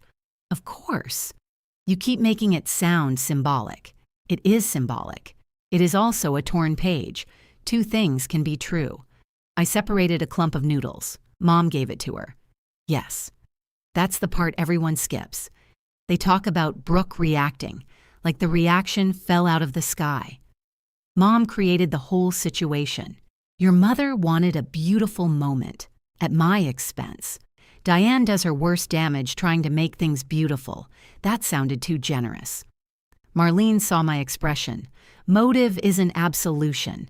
It's just motive. We spread the noodles on clean towels to dry. When I reached for the mixing bowl, Marlene took it first. I can wash it. I'm aware. You invited me to help. I invited you to make noodles not disappear into my sink. She filled the bowl with water and handed me a towel for my hands. Go sit on the porch, she said. I'll bring coffee. Bossy. Family trait. On the porch, we drank coffee from cups that did not match and watched a squirrel attempt to carry an entire dinner roll across Marlene's fence. Ambitious, I said. Greedy. It's a dinner roll, Marlene. It knows what it did. My phone buzzed on the small table between us. Brooke, are you home? Me? No. Brooke, when will you be? I looked at Marlene. She was still watching the squirrel, offering no advice. Me? Around 2. Brooke, I need the box. I read the message twice. Me, you can pick it up after 2. Brooke, are you going to be weird? Me, probably. She arrived at 2:20 carrying Grandma's recipe book inside a reusable grocery bag. I had left the fitted box on the kitchen table. Adrian had gone to the hardware store after declaring the loose front step an insult from the house, so it was just Brooke and me. She pulled the book from the bag. The damage looked worse in person. The torn page had put stress on the last sewn section, pulling several stitches tight enough to bite into the paper. Mom had wrapped a rubber band around the cover. I removed it immediately. Don't ever do that. That was Mom. Of course it was. Brooke set her purse on a chair. She took it to a framing store. A framing store? She said they work with paper. It's a book, I told her. What did they say? That they don't repair books. Excellent. They gave her the number of someone 2 hours away. Fine. I'm not driving it 2 hours away. I lifted the cover just enough to check the exposed threads, then leave it closed. You could fix it in an hour. No, I couldn't. 2 hours. That isn't the point. No, the point is making me live with what I did. I looked at her. Is that what you think this is? I don't know what else to think. You could think about what you did. I have. Have you? Every day. The answer came out louder than she intended. Brooke dropped into a chair. Without the farmhouse kitchen around her, without Mom beside her explaining what she needed, she looked tired. I can't open the book without hearing that sound, she said. I lowered it gently. Good, I said. Her eyes flashed. At least you're honest. You want me to make it disappear. I want you to fix Grandma's book. You want me to fix what looking at it does to you. She stood again. This was a mistake. She reached for the book. The box is right there, I said. I don't want your box. It was made for the book. Everything you do comes with a message now. It comes with acid-free board and a fitted lid. Despite herself, Brooke made a sound that was almost a laugh. The anger did not vanish, but it lost its balance. I opened the box and moved the tissue aside, put it in. She hesitated, then lifted the book with both hands. As she leaned over, her purse tipped from the chair and spilled onto the floor. Lipstick, receipts, a ring of keys, 3 pens, loose mints, and the folded page slid across the tile. We both froze. Grandma's note had softened at the creases from being carried. One corner was smudged. I bent down. Brooke grabbed it first. "Give it to me." She held it against her chest. "I'm keeping it safe. In your purse. I didn't plan to carry it this long. Then stop." Brooke looked at the note, not me. "Why didn't you give it to Mom?" I asked. She would have thrown it away. The certainty in her voice frightened me. Did she say that? She said it was divisive. She said Grandma had no business making a decision like that without talking to the family. It was Grandma's book. I know. The admission was quiet. I waited for her to hand me the page. She didn't. "Why are you keeping it?" I asked. Her fingers tightened around the folds. "Because the second I give it to you, that's it." "What's it?" I admit none of it was mine. The note isn't about you. Exactly.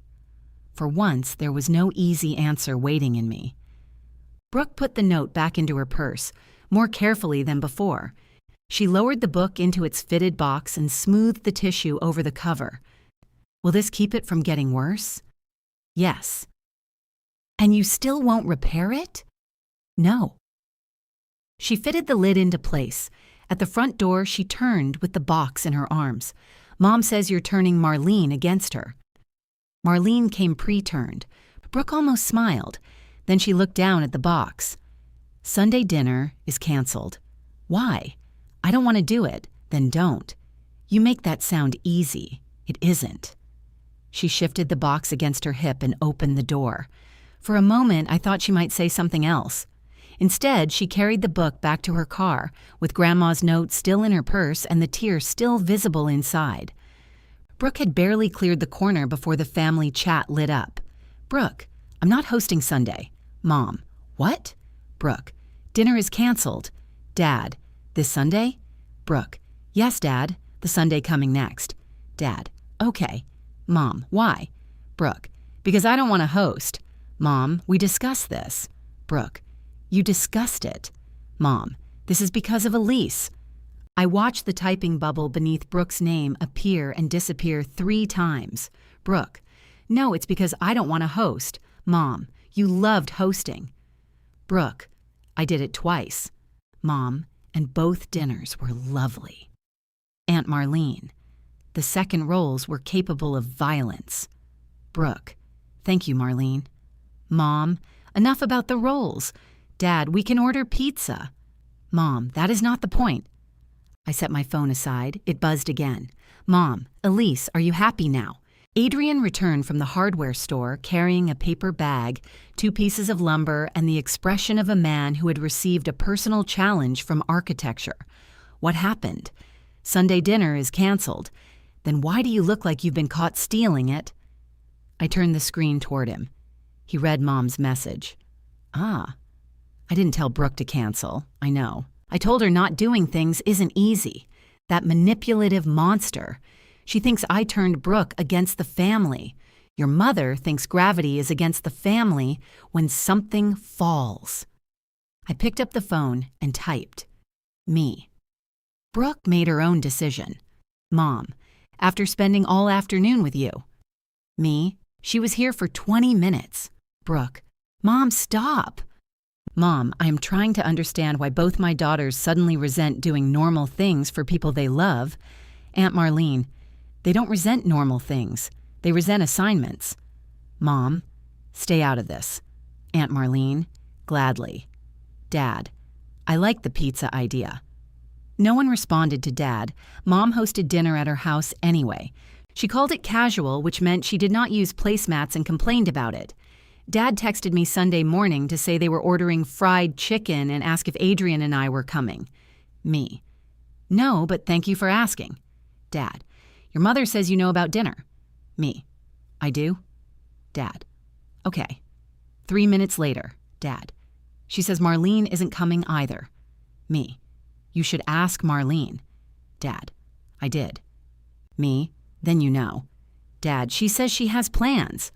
I imagined Marlene alone in her hostile haircut, eating soup and enjoying the collapse of civilization. At 6, Adrian and I went for a walk. It was his idea. He claimed we needed exercise. I suspected he was removing me from the kitchen before I started baking out of guilt. We walked through the neighborhood while the air cooled and porch lights came on. Every third house smelled like someone else's dinner. I kept reaching for the phone in my jacket pocket. What do you think is happening? Adrian asked. Mom's telling everyone I'm cruel, everyone being your father and Brooke, and the chicken. Fried food has heard worse. I should have gone. Did you want to? No. Then you should not have gone. You make everything sound simple. I'm an accountant. Complexity is billed hourly. At home, I discovered 2 missed calls from Mom and a photograph from Dad of a bucket of chicken on the dining table. Dad, plenty left. I almost drove over for leftovers, not because I wanted fried chicken, because plenty left was Dad's closest dialect to, I miss you. Instead, I called him. How was dinner? I asked. Good. Your mother made coleslaw. Did you like it? It had raisins. That wasn't my question. He lowered his voice. You know I don't like raisins and things. Did you tell her?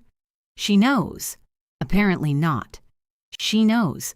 We sat in that circle together. Brooke come? I asked. For a little while. Was Mom hard on her? Dad paused. Your mother is having a difficult time. That meant yes. She had a nice routine in mind, he continued. All of us getting together every Sunday. Did she ask Brooke if Brooke wanted that? She bought the house. I waited for the rest of the logic. It didn't arrive. What does that have to do with hosting every week? Big table. Dad.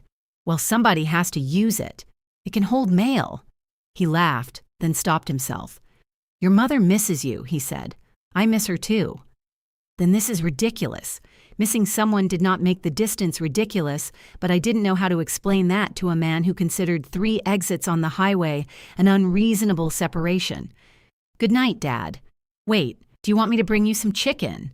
My throat tightened. No thanks. There are biscuits. I'm okay. Your mother didn't make those. I assumed. He brought the chicken anyway. He left a container on our porch without knocking. 2 pieces, 1 biscuit, and a spoonful of raisin coleslaw that had leaked into everything. I ate the biscuit before bed. Brooke did not contact me for 4 days. Then she sent a photograph of the Swiss coffee paint card on a blank kitchen wall. Brooke. Still hate it? Me. It looks like a dentist's office. Brooke. You said you liked Swiss coffee. Me. Adrian picked it. Brooke. Adrian has no vision. Me. He told you that at the beginning. Brooke. Come look at samples. Me. Is that an order? Brooke. It is an invitation with snacks. I showed Adrian. She insults my vision, then serves snacks the day I'm working late, he said. Calculated. I don't have to go. No. She might just want decorating help. Yes. I'm not getting pulled back into doing everything. Then don't do everything. Again, simple. Brooke opened the farmhouse door before I knocked. She wore paint-stained sweatpants, 1 sock, and a t-shirt advertising a brewery neither of us had visited. Why 1 sock? I asked. I stepped in the cat's water. You don't have a cat. Exactly. It was deeply confusing. The water had come from a leaking bottle in a grocery bag. The wet sock hung over the back of a chair. 6 paint samples covered the dining room wall in pale rectangles. The recipe book sat inside its fitted box on the sideboard. Seeing it protected loosened something in my chest. Brooke saw me looking. I haven't opened it. Good. I put one of those little moisture packets in the box. Take it out. Why? You don't know what kind it is or how dry the book should be. She folded her arms. You've been here 14 seconds. I took the packet out. She had ordered Chinese food. We ate at the kitchen island while the late sunlight shifted across the paint samples. Brooke pointed with a chopstick. Number 3, 2 gray, 4, 2 yellow. 5. That's the same as 3. It is absolutely not. We argued for 10 minutes and chose number 2, which was called Quiet Cotton and looked exactly like every other white. Brooke leaned back on her stool. Mom thinks you canceled Sunday. I know. She thinks you're manipulating me. Are you easily manipulated? By salespeople? Yes. By you, no. How was dinner? She cried. Mom. After Marlene said she wasn't coming. Mom stood at the stove holding a bowl of coleslaw and started crying. I pictured it too clearly. Brooke pushed rice around her carton. Then she said this family used to care about being together. What did you say? Nothing. Did you tell her you canceled because you didn't want to host? I had already told her. At dinner? I didn't want to make her cry harder. I set down my fork. So she gets to believe I did it. I told her before. But when she blamed me in person, you said nothing. Brooke's face closed. I invited you over for paint. You brought up Mom. You asked about dinner. You brought up dinner. Why do you do this? What? Keep track like there's a scoreboard. Because every time I stop keeping track, I end up responsible.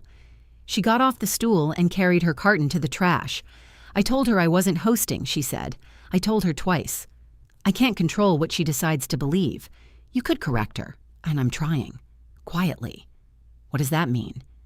It means you stand up to Mom when no one can see it, then let her defend you in public. Brooke turned around. She doesn't defend me. She defended you while you tore Grandma's page. She was defending the gift. What's the difference? To Mom? None. Before I could answer, the doorbell rang. Brooke looked through the front window and swore. Who is it? Mom. You invited her? No. The bell rang again, then 3 quick times. Brooke opened the door.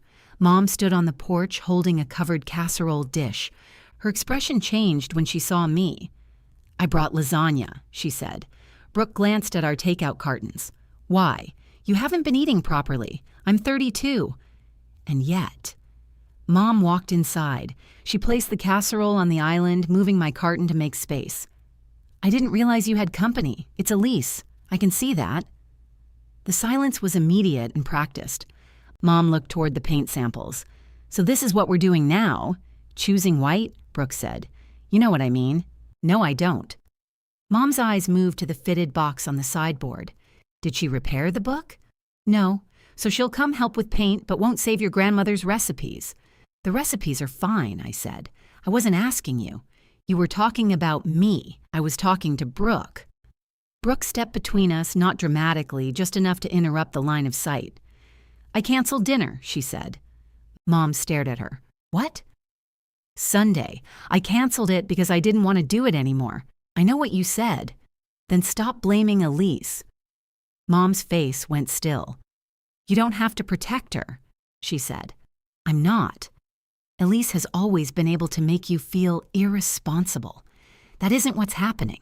She withdraws from everyone, then waits for us to prove how much we need her. That is control, Brooke.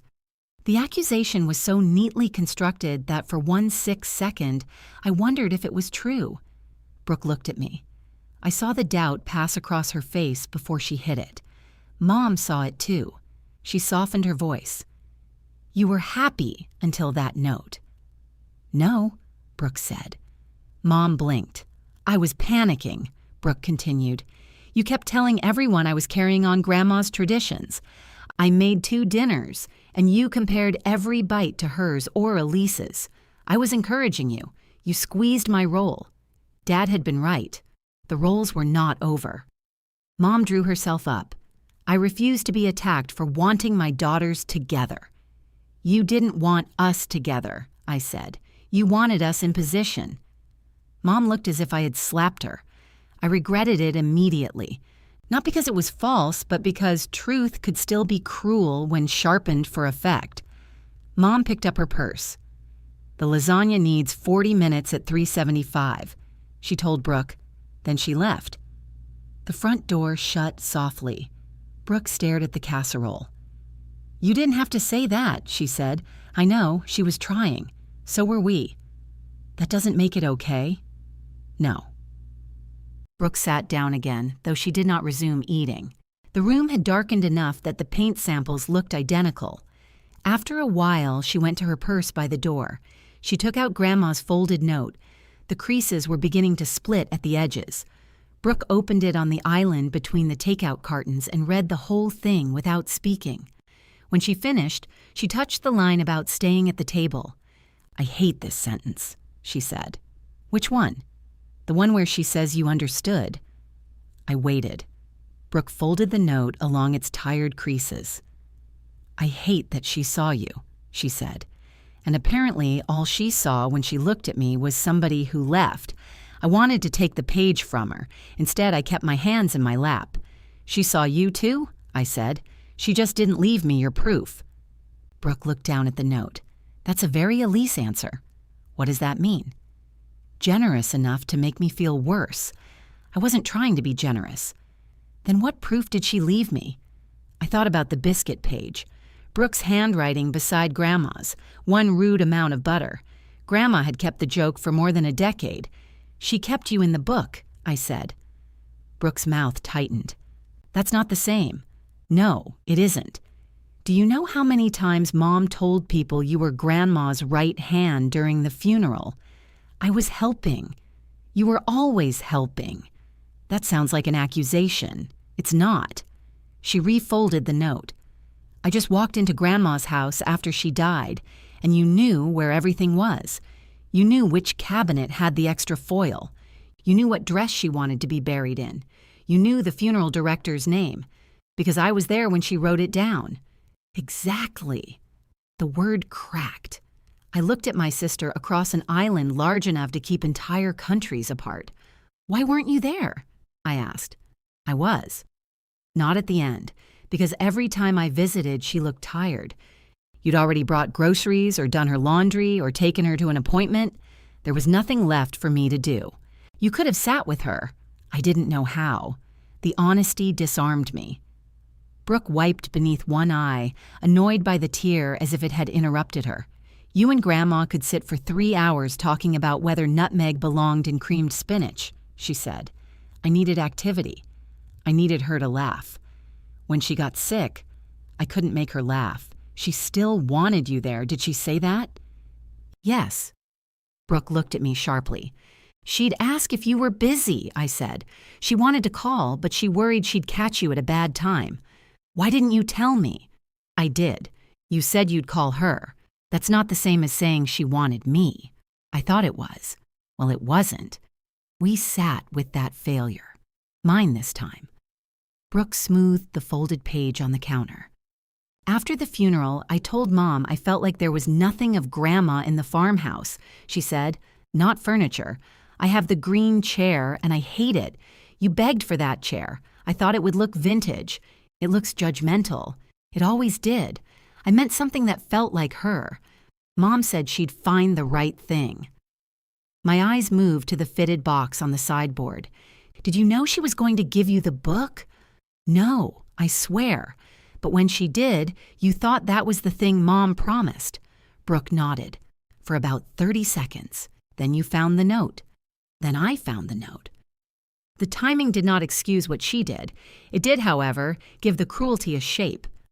Mom had handed Brooke proof that she mattered, and tucked inside, it was proof that Grandma had meant the object for me. Brooke had torn the page because she couldn't tear the contradiction. She picked up her purse. "You can take the book," she said. I looked at her. "Tonight? Take the box? And the note?" Her hand closed around it. I waited. Brooke stared at Grandma's handwriting visible through the thin paper. "I can't yet." "Why?" "I don't know." "You do know. Maybe I need one thing in this family not to be decided before I understand what it costs me. It's my note." "I know. You keep saying that like knowing is action."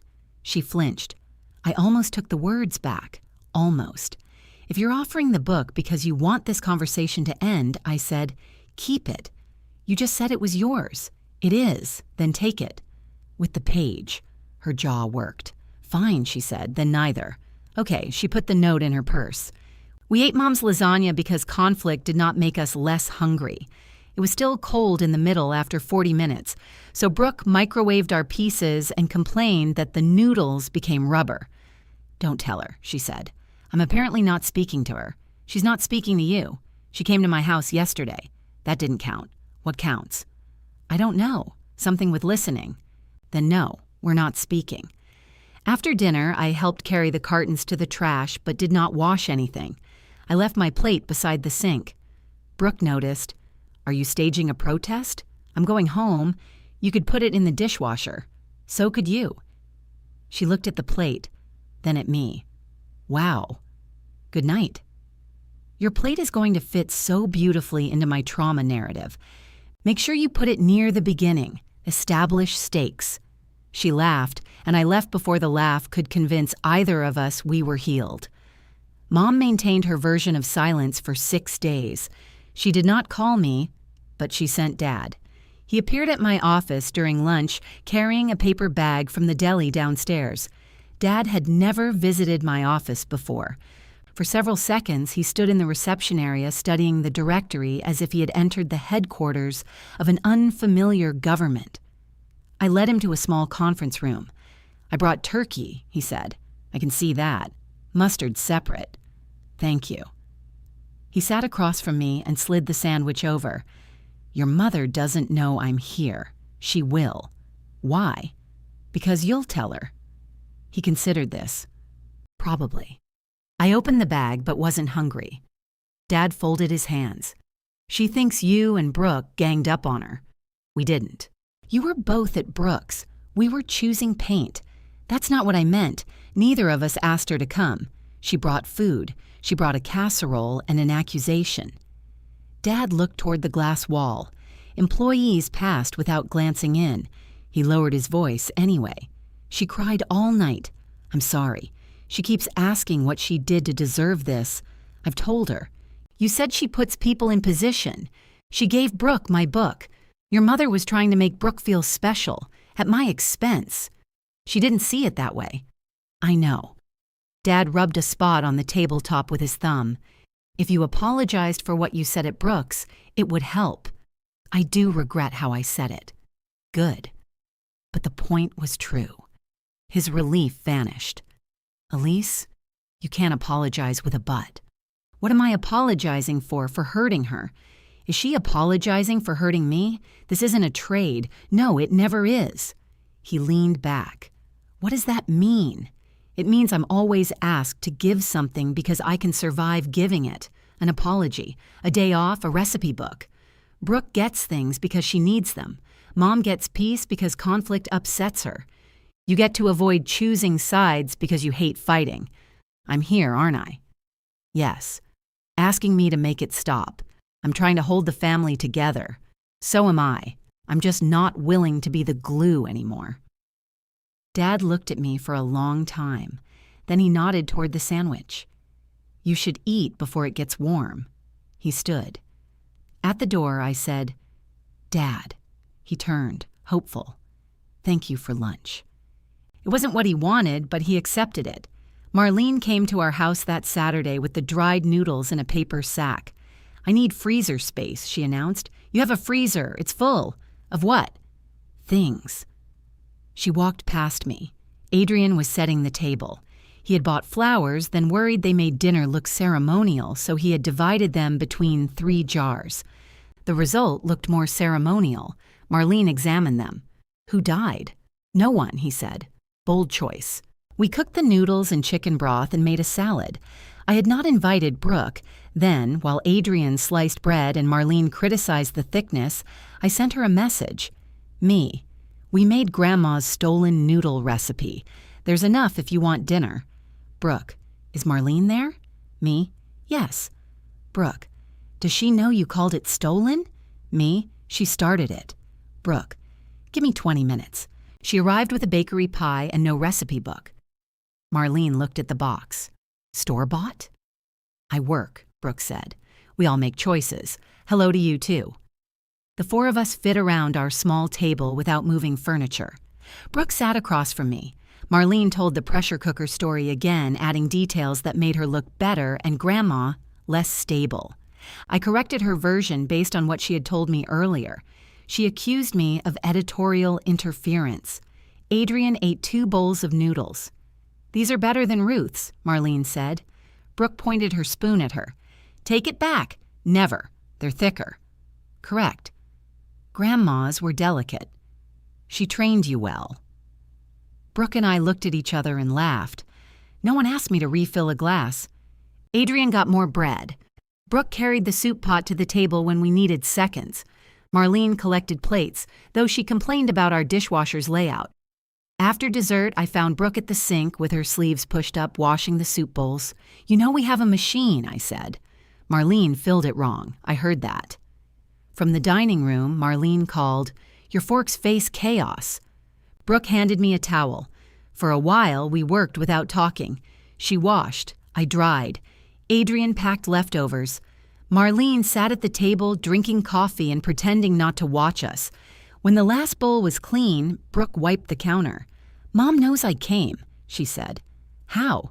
She called while I was driving over. "You told her?" I didn't lie. "What did she say?" "That it was interesting how I suddenly had energy for your dinner. I folded the dish towel. She'll get over it." "No, she won't." Brooke looked toward the dining room, where Adrian was arguing that forks facing down were safer. "I've spent my whole life thinking Mom was on my side," she said quietly. "Now I'm starting to think she was just keeping me on hers." I didn't know whether to agree. Brooke turned to me. "I'm going to tell her the book is yours." The air seemed to leave the kitchen. "What about the note?" Her face tightened. "I'm going to tell her all of it." I should have felt relieved. Instead, I thought of Mom standing over the coleslaw, crying because no one had stayed in the position she made for us, and I understood what telling her would cost Brooke. She did not tell Mom that night. Brooke helped Adrian put leftovers in containers, let Marlene criticize the lids, and left with half the pie. At the door, she hugged me too quickly for either of us to decide whether we were people who hugged again. Then she drove away. The next afternoon, she called. "I need you there," she said. "Where?" "Mom and Dad's. 6 o'clock. "Why?" "You know why. You said you were going to tell her." "Yes, and now I'm telling you I need you there." I looked at the stack of invoices on my desk. "Brooke, if you want to talk to Mom, talk to Mom. She'll rewrite it before I get to the second sentence. That's because you let her." "I know. I'm trying not to." Her voice held no accusation, only strain. "I can't be your courage," I said. "I'm not asking you to. You're asking me to stand there while you use it." "Yes." At 6, Adrian drove me to Mom and Dad's. "I can come inside," he offered. "No." "I can wait." "No." "I can circle the block while playing aggressive music." What would aggressive music accomplish? It would establish mood. I kissed him and got out. Mom opened the door before I reached the bell. She had set her mouth into the polite line she used for repairmen and people collecting donations. Elise, Mom. She moved aside. Dad sat in his recliner with his feet inside the heated massager Brooke had given Mom. It hummed around his ankles. "Hey," he said, "you've taken permanent custody of that thing. Your mother wasn't using it." "I tried it," Mom said. "It's too tight." Brooke stood by the fireplace, twisting her car keys around one finger. She had arrived before me but had not taken off her coat. No one offered anyone a drink. Mom sat on the sofa and crossed her legs. Brooke said she has something to discuss with us. Her tone implied Brooke had requested a meeting with Human Resources. Brooke stopped spinning the keys. "The recipe book belongs to Elise." Mom's expression did not change. Dad's massager switched modes with a mechanical whir. He looked down at it. Mom said, "We've already been through this." "No. You decided we were finished. You don't need to say this because Elise is here." "I asked her to come." "Of course you did." Brooke looked at me. "This is what I meant. Talk to her," I said. "Not me." She faced Mom again. "I told you after Grandma's funeral that I wanted something of hers for the house. I didn't ask for the recipe book. I didn't know you were giving it to me. I wanted to surprise you." "I know, and you were thrilled." For 30 seconds, Mom's voice sharpened. Before Elise turned it into a claim, Grandma wrote the note. We don't know when. Mom, your grandmother was ill. People say emotional things when they're ill. I heard my own first reaction to the note in Mom's mouth and hated it. Brooke did too. She knew exactly what she was writing, she said.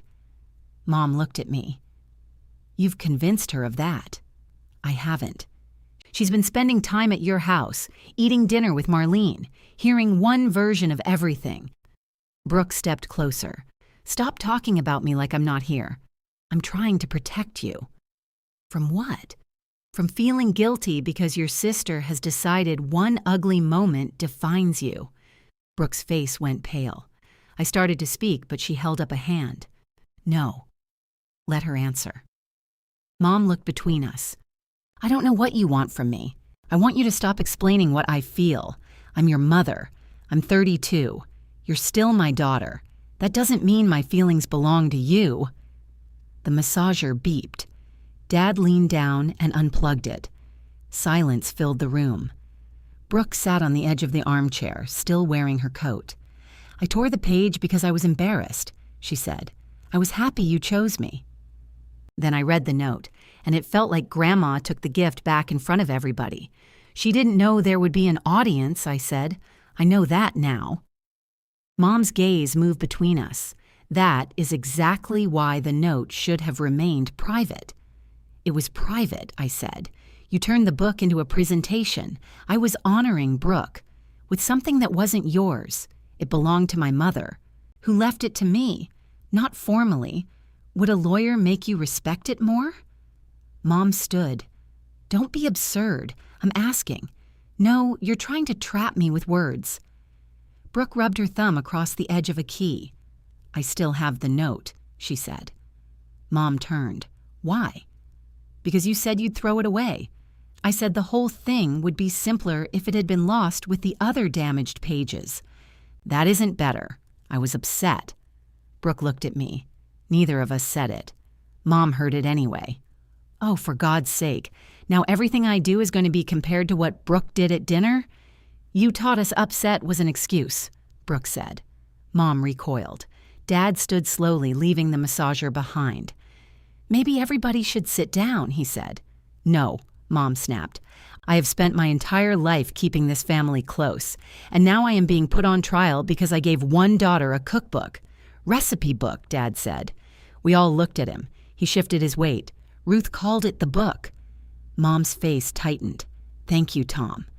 He put his hands into his pockets. You should have asked Elise, he said. The room changed. Mom stared at him.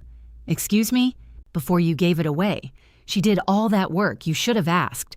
You told me it was a beautiful idea. I thought she knew. I told you she was bringing it. You said she was bringing it to show everybody. That is not what I said. Dad looked toward me. It's what I thought she said. Mom's laugh was short and disbelieving. Wonderful. So now you're on her side. I'm not on a side. You just chose one. No. I said you should have asked. After weeks of letting me take all the blame? You wouldn't let me talk. Mom stared at him as if he had spoken in a language she did not know he understood. Dad sat down again, but he did not plug in the massager. Mom walked to the window. Outside, her bird feeder turned slowly in the wind. I gave Brooke the book because she needed something special, she said. No one answered. She was devastated after Mother died. She kept saying she had nothing that felt meaningful. Elise had the memories. She had all those afternoons, all the recipes in her head. And then she had the project, months of it, something she was good at. Mom turned toward me. You had so much of Mother already. So you gave Brooke my part. I was trying to make it equal. You never make it equal. You take from the person who complains least until the other person stops complaining. That is not fair. Maybe not, but it's what you do. Brooke needed reassurance. You never did. I needed you to ask. Ask what? What I wanted. Mom spread her hands. You could have said, I did. When? In Grandma's basement. I asked to take the book. I spent 7 months restoring it. I told you she wrote something to me. How many times did I have to say I wanted it before it counted? You never said Brooke couldn't have it.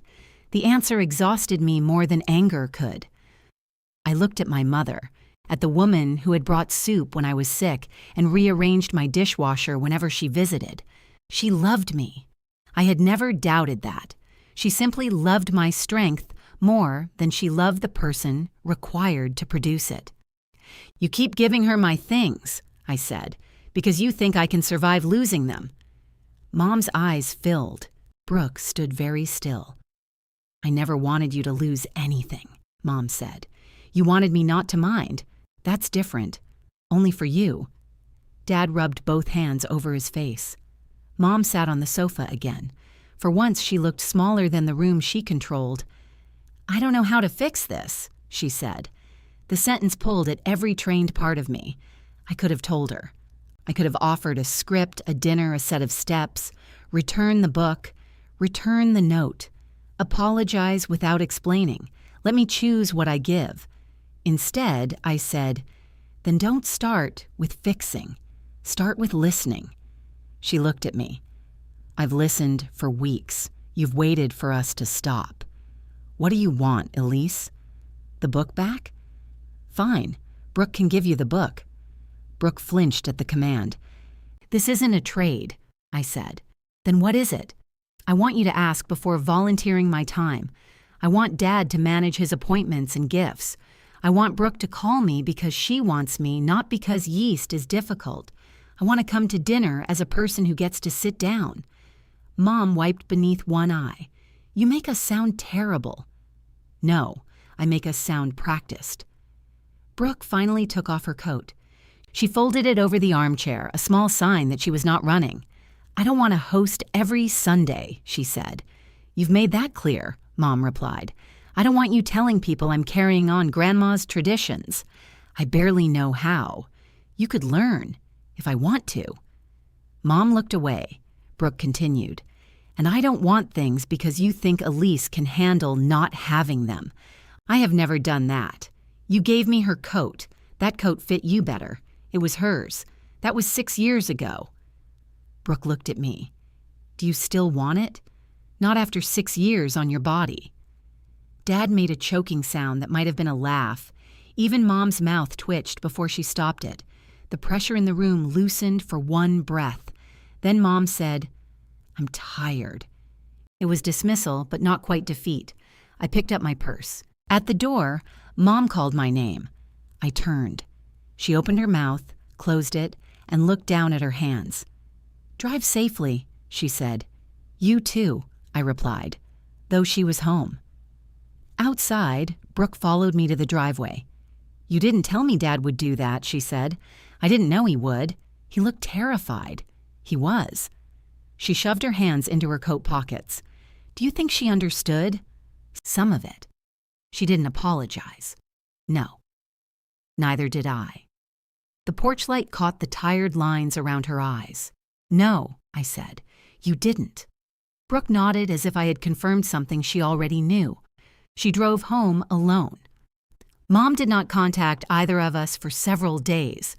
Dad sent weather updates and one photograph of the unplugged foot massager with the message, "Your mother says it takes up too much room." Marlene heard about the conversation from Dad, who apparently called her for the first time in years just to ask whether Diane had always been like this. Marlene told him, "Yes, but so have you." He did not call her again. I went to work. Adrian repaired the front step. I cooked dinner twice and let him cook badly once.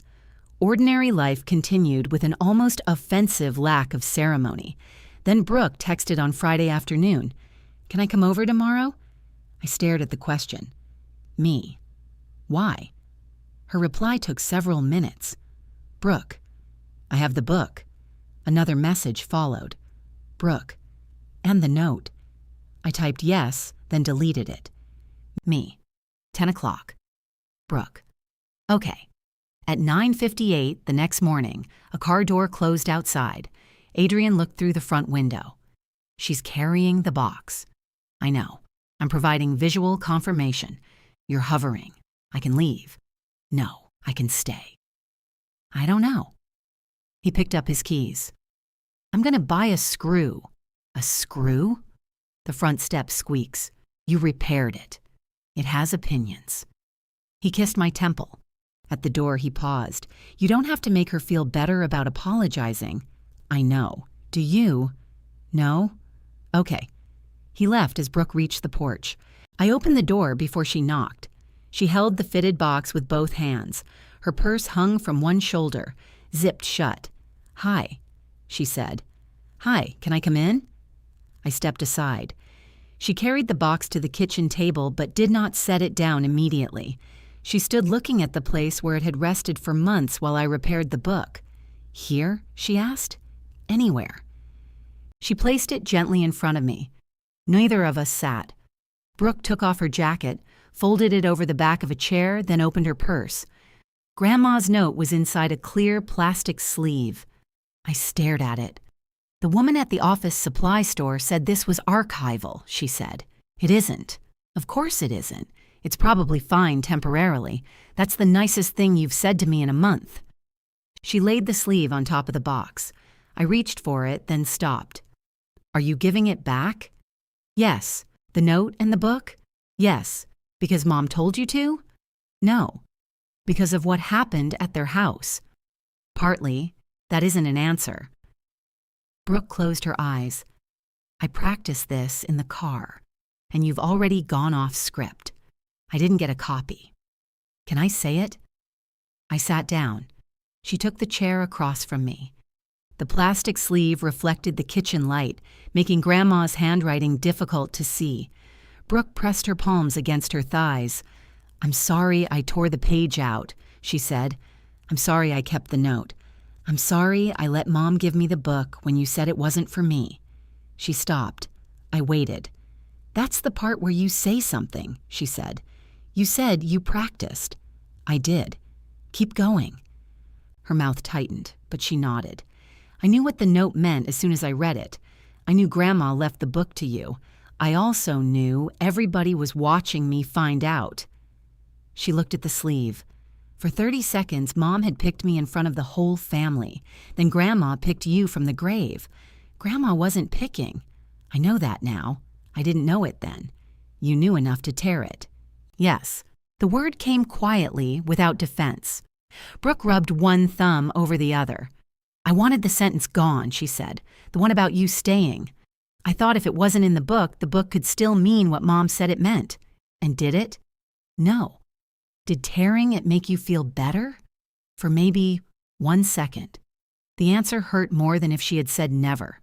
She saw it. "I'm not proud of that." "But you felt it." "Yes." "It felt like winning." Her eyes filled, but she did not look away. "Then Mom told you it was only a note, and I knew I'd done something awful. Not just because I tore it, because part of me liked that she protected me." I thought of Mom's hand around my wrist, Brooke folding the page, Dad chewing ham because chewing was safer than speaking. "Why didn't you stop?" I asked.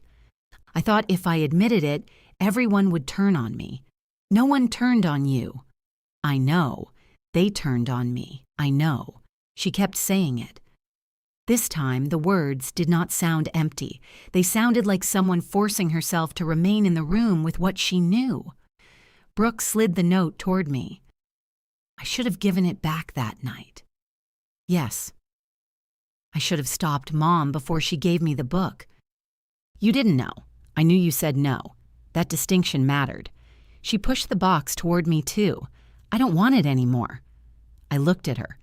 "That came out wrong," she said. "I do want it. I want it so much that I turned into someone I don't like. But wanting it doesn't make it mine." I lifted the lid. The book lay under the tissue exactly as I had shown her.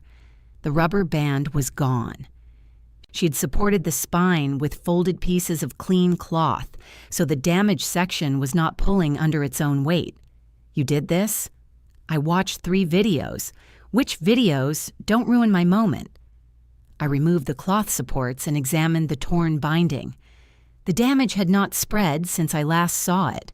The final section was loose, but the threads remained intact. The missing page left a jagged line beside the back cover.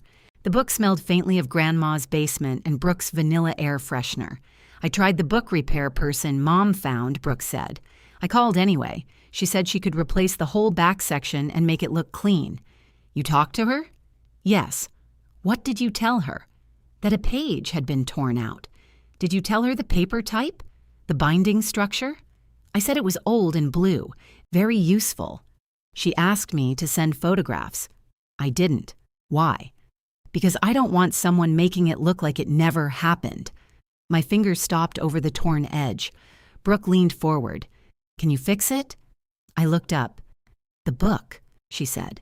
Not for me. I mean, can you repair it enough that it won't keep getting worse? Yes.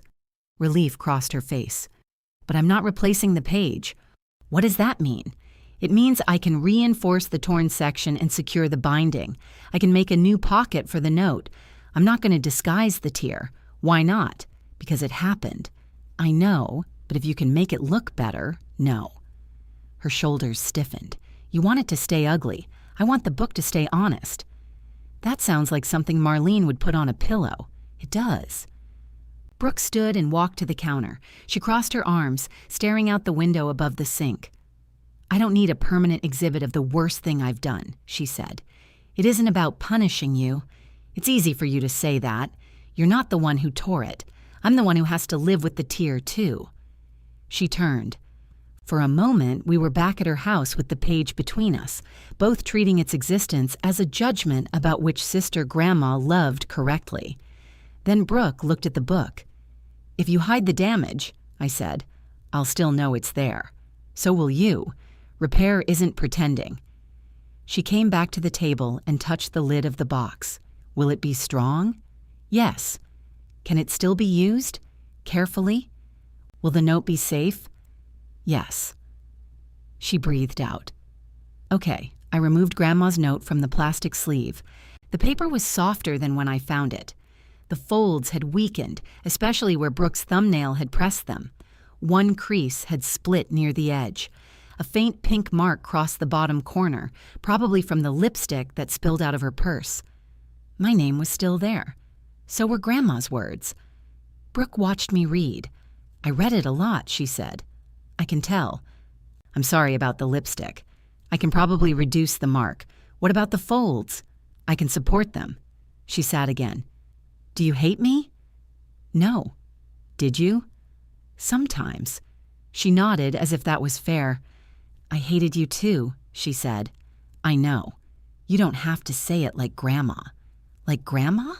That calm, I already knew voice. It's infuriating. I'll work on sounding surprised by obvious things. Thank you. We sat in silence until Adrian's key turned in the front door. He entered carrying a small paper bag. Did you find your screw? I asked. He glanced from me to Brooke to the open recipe book. I bought 12. Brooke wiped beneath her eyes. Was it a bulk discount? No. I panicked. He placed the bag on the counter. Do either of you need coffee? Yes, Brooke said. No, I said. He made 3 cups. Brooke stayed for lunch. We ate grilled cheese at the kitchen table with the book closed safely in its box beside us. Conversation came in uneven pieces. She told us Quiet Cotton looked blue at night. Adrian offered no sympathy because she had rejected Swiss coffee. I told her the paint would warm up when she hung pictures. She accused me of making decorating sound like emotional recovery. When she left, she paused beside the empty hook near the door. I'm not asking for a schedule, she said, but when do you think you'll work on it? When I'm ready? Is that about the book or me? Both. She accepted that. After she drove away, I carried the box into the spare room where I had done the restoration. My tools were still organized in shallow drawers. The cutting mat lay beneath the window. I set the box on the work table and stood there longer than necessary. Adrian leaned against the doorway. How was the apology? Imperfect. Those are the only kind people give. She asked me to erase the tear. Are you going to? No. He nodded. Are you going to repair it? Yes. Today? No. I touched the lid. For 7 months, I thought restoring the book meant putting it back the way Grandma left it. And now? Now I think that version is gone. Adrian came into the room and wrapped his arms around me from behind. "That doesn't mean the book is gone," he said. "I know." The phone rang in the kitchen. We both knew who it was before checking. Mom. I let it ring once, twice, 3 times. Then I answered. "Hello?" Her breath caught slightly, as if she had expected voicemail. Brooke said she returned the book. She did. And the note? Yes. A pause. "So you have everything now?" The word everything sat badly between us. "I have the book and the note. That's what I meant. I know." Mom cleared her throat. "I would like to see you." "For what?" "To talk." "We've talked." "No. You've told me things, and I've defended myself." Her voice tightened around the admission. "I would like to try again." I looked at the box on the work table. "When?" "Sunday dinner." "No." "Elise, I'm not coming to a family dinner to have a private conversation. We could come early." "No." She went quiet. Every old instinct told me to soften the answer before she withdrew the offer. I did not. Finally, she said, "What would work for you?" It was such a small question. I had spent my whole life waiting for it. "Coffee Tuesday," I said. "Just us." "At your house?" "No. The cafe near my office." "What time?" 12:30. "I can do that." Neither of us said we were looking forward to it. After we hung up, I returned to the spare room. I lifted the recipe book from its box and laid Grandma's note beside the torn edge. For the first time since Brooke ripped it out, both pieces were back on the same table. Not repaired, not forgiven, but no longer in the wrong hands. The cafe near my office had tiny tables and chairs designed for people with narrower hips and fewer unresolved family issues. Mom was already there when I arrived. She had chosen a table by the window and placed her purse on the empty chair across from her, guarding it until she saw me. "I didn't order for you," she said. It was the first thing out of her mouth. "Thank you." "I didn't know what you wanted." "Exactly." Her expression tightened. "We've been here 10 seconds. "I know. I'm sorry. I meant it." Not because the point was wrong, but because I had started sharpening everything before she touched it. Mom moved her purse. "What do you want?" "Coffee." I know. I ordered at the counter and returned with a mug. Mom had tea, though she disliked tea unless she was trying to look calm. For a while, we watched pedestrians move past the window. Mom straightened her napkin. I stirred coffee that did not need stirring. Finally, she said, "I've been thinking about what you told me." "Okay, I didn't realize you felt that way. I told you. I'm trying, Elise." I wrapped both hands around my mug. Mom looked down at her tea. "I didn't understand how much you meant it. That's part of the problem." "I know." The words sounded uncomfortable in her mouth. She was borrowing Brooke's technique now, forcing herself to stay with what she knew. "I thought you liked being the person everyone relied on," she said. "Sometimes I do." She looked up, almost relieved. "But liking something doesn't mean I consent to it every time." Her relief disappeared. I continued. "I liked taking Grandma to appointments. I liked cooking for everybody. I liked helping Brooke with her housewarming. That doesn't mean my time belongs to the family. We never said it did. You didn't have to. You acted like it did." Mom lifted her mug, then set it down without drinking. "When Brooke was little, she needed so much reassurance," she said. "Everything hurt her. A look, a tone, one friend forgetting to call. You were different. You wanted a bandage and then you went back outside. I'm not little now. I know that. Neither is she. I know. But you still manage us like she'll break and I won't." Mom's eyes filled. She turned toward the window until she had control of her face.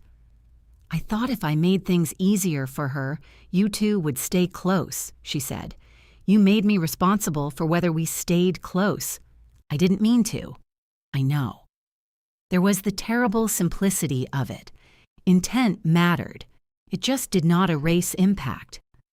Mom folded the edge of her napkin between 2 fingers. After you left the housewarming, I was furious because everybody was staring at me, she said. I kept thinking you could have waited until people left. Brooke tore the page in front of them. I know. But she looked ashamed, and you looked angry. I know what to do with shame. What? Protect it. The admission surprised both of us. And anger? I asked. I wait for it to pass.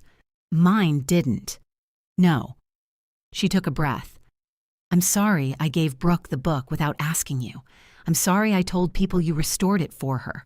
I knew you hadn't said that, but it made the gift sound better. I stayed silent. Mom's voice shook.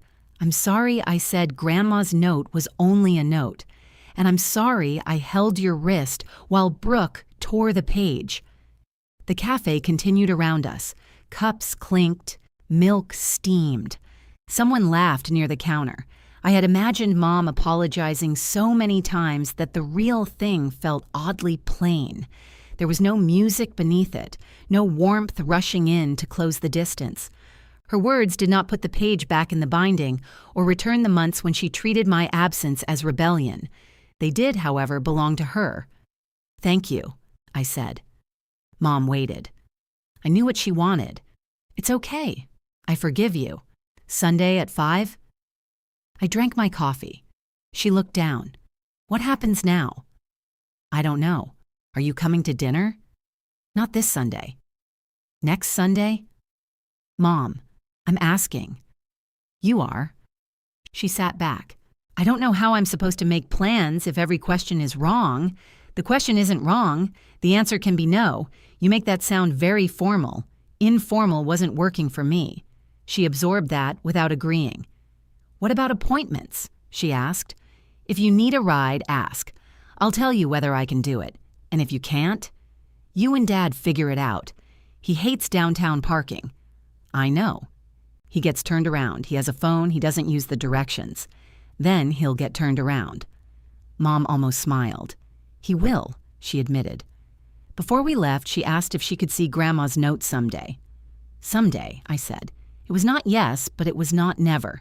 She accepted it. The book stayed in its box for another week. I needed to know I was repairing it because I wanted to, not because Brooke had asked, Mom had apologized, or Grandma's words required me to become their keeper again. When I finally lifted it onto the work table, the torn section no longer looked like a demand. It looked like damage. Damage had limits. It could be studied. I removed the loose threads and re-sewed the final section, reinforcing it where Brooke's pull had weakened the paper. I supported the jagged edge with a narrow strip of tissue, but did not trim it clean. I made a new pocket inside the back cover and left the original tear visible beside it. Grandma's note took longer. I relaxed the hard folds enough to flatten the page, supported the splitting creases, and softened the lipstick mark without removing it entirely. The pink shadow remained in one corner. Adrian examined it from the doorway. You left the stain. It's part of the paper now. He nodded toward the book. And the tear. It's strong. That wasn't what I said, I know. I called Brooke when I finished. She came over carrying 2 coffees and set mine beside the work table without asking whether I wanted it. Then she caught herself. Do you want coffee? Yes. Good. Because I already paid for it. I lifted the book from its box and opened it on a support. Brooke stood beside me, hands clasped behind her back like a museum visitor under suspicion. The repaired binding flexed safely. The final pages turned. At the back, the torn edge remained pale and uneven beneath the reinforcing tissue. Grandma's note rested in the new pocket. Brooke leaned closer. I still hate it, she said. The repair? The tear? Me too. She glanced at me. I thought you were going to say it was beautiful now. It isn't. Good. She stared at it another moment. Can I touch the note? Yes. She unfolded it on the table. The supported creases held flat. She traced the air above the line about me staying after everyone else left, but did not touch the ink. Will you let me use the book? She asked. With me. Her mouth twisted. Supervised visitation? Careful handling. At your house? For now. She wanted to object. I watched the objection rise and then settle. "Okay," she said. "That afternoon we made Grandma's rolls, not for Sunday dinner, not for Mom. Brooke wanted to prove the violent batch had been an equipment failure, and I wanted bread. She warmed milk in a saucepan and held her wrist over it. "You have to touch it," I said. "I don't want to burn myself. If it burns your wrist, it'll kill the yeast. That feels like information the recipe should include." I watched her test the milk with one finger. "Still too hot," she said. "Wait." She waited. It turned out Brooke's greatest obstacle in cooking was not skill. It was her belief that waiting meant nothing was happening. When the milk cooled, she tested it against the inside of her wrist. "Like bath water," she said. We mixed the dough together. I showed her how it should pull from the bowl while still clinging slightly to the bottom. She resisted adding more flour. During the first rise, we sat at the table and drank our now cold coffee. Mom texted both of us. "Mom, would either of you like to come for dinner Sunday? No one has to bring anything." Brooke looked at me. "What are you saying?" "No, me too." We answered separately. Me, "Not this week, but thank you." Brooke, "No thanks. I can do lunch Wednesday." Mom replied to Brooke first. "Mom, Wednesday is fine." Then to me. "Mom, another time." No accusation. No reference to family falling apart. Brooke turned her phone face down. That was unsettling. It was one invitation. I know. I'm used to the trapdoor. So am I. The rolls rose. Brooke shaped half badly, then reshaped them without asking me to take over. While they baked, she washed the mixing bowl. When we tasted the first one, it was too hot and collapsed beneath the butter. Brooke closed her eyes. "That's it. It needs salt. It tastes like Grandma's. It still needs salt." She tore off another piece. "Write down the bathwater thing," she said. "That's useful." I opened the recipe book to Ruth's rolls and picked up a pencil. "Warm milk should feel like bathwater against your wrist," I wrote in the margin. Then, after a moment, I added, "Brooke says." "She's right." My sister read it over my shoulder. "You put me in the book. You were already there." She did not make a joke. She reached for another roll and let me see her cry. Change came in small, irritatingly uncinematic pieces. Dad began putting his appointments into his own phone. He still called me to ask where the calendar app was, but once he found it, he managed. Mom asked me for a ride to one appointment and accepted when I said I had a meeting. She took a ride share, hated the driver's air freshener, and survived. She invited Adrian and me to dinner twice. We declined once and went once. When Dad asked whether I had brought dessert, Mom said I didn't ask her to before I could answer. The meal was stiff. Brooke did not come. No one mentioned Grandma's book. It was also the first dinner at my parents' house, where Mom cleared the plates while I remained seated. Aunt Marlene hosted the next one and assigned everyone a dish because, as she explained, consent does not mean freedom from potato salad. Dad brought rolls from a grocery store. Mom brought green beans. Brooke brought the chocolate mayonnaise cake and wrote baking soda in large block letters on the photocopy of the recipe. We did not resume weekly dinners. That was one of the consequences Mom took longest to accept. The routine she had imagined for Brooke's farmhouse never happened. Sometimes we ate together twice in a month. Sometimes a month passed. Invitations became actual invitations. People came late, left early, brought the wrong thing, or did not come at all. The family did not fall apart. It became less efficient. Months after the housewarming, I invited Mom and Dad to our house for dinner with Brooke and Marlene. Mom arrived carrying a salad bowl and waited on the porch after ringing the bell. Dad brought wine without asking me to choose it. It was terrible wine, but he had chosen it. Brooke came last with Grandma's cake. "I made 2, she announced. "One is insurance." Marlene examined the cake through the plastic lid. "Did you use actual soda?" Brooke pointed at her. "You're one comment away from the driveway." We ate Grandma's noodles, Adrian's roasted chicken, Mom's salad, and Dad's store-bought rolls. No one compared the food to a dead woman's version until Marlene said the noodles were still too thin. Mom saw the recipe book on its support at the far end of the table. She did not reach for it. After dinner, she asked, May I look? Yes. I turned the book toward her and opened it to the back. Mom read Grandma's note silently. When she reached the final lines, she pressed her lips together. Her finger hovered near the visible tear. You could have hidden this, she said. I could have. But you didn't. No. Mom closed the book carefully. I understand, she said. I wasn't sure she did. Not entirely. But she had asked before touching it. For that night, it was enough. Brooke began gathering plates. Dad carried the serving dishes to the kitchen. Adrian found containers for leftovers. Mom stood and reached for the salad bowl, then looked at me. Are you helping? She asked. Before I could answer, Brooke took the bowl from her. No, she said. Elise cooked. We've got it. Mom glanced at me. I waited for the familiar joke about my being better at cleanup. It did not come. All right, she said. They moved into the kitchen. Water ran, cabinets opened. Dad asked where we kept the foil, and 3 people told him to look. I stayed at the table. Grandma's recipe book lay open beside my plate. The new pocket held her note. The old tear remained visible, pale beneath the tissue that made it strong enough to survive.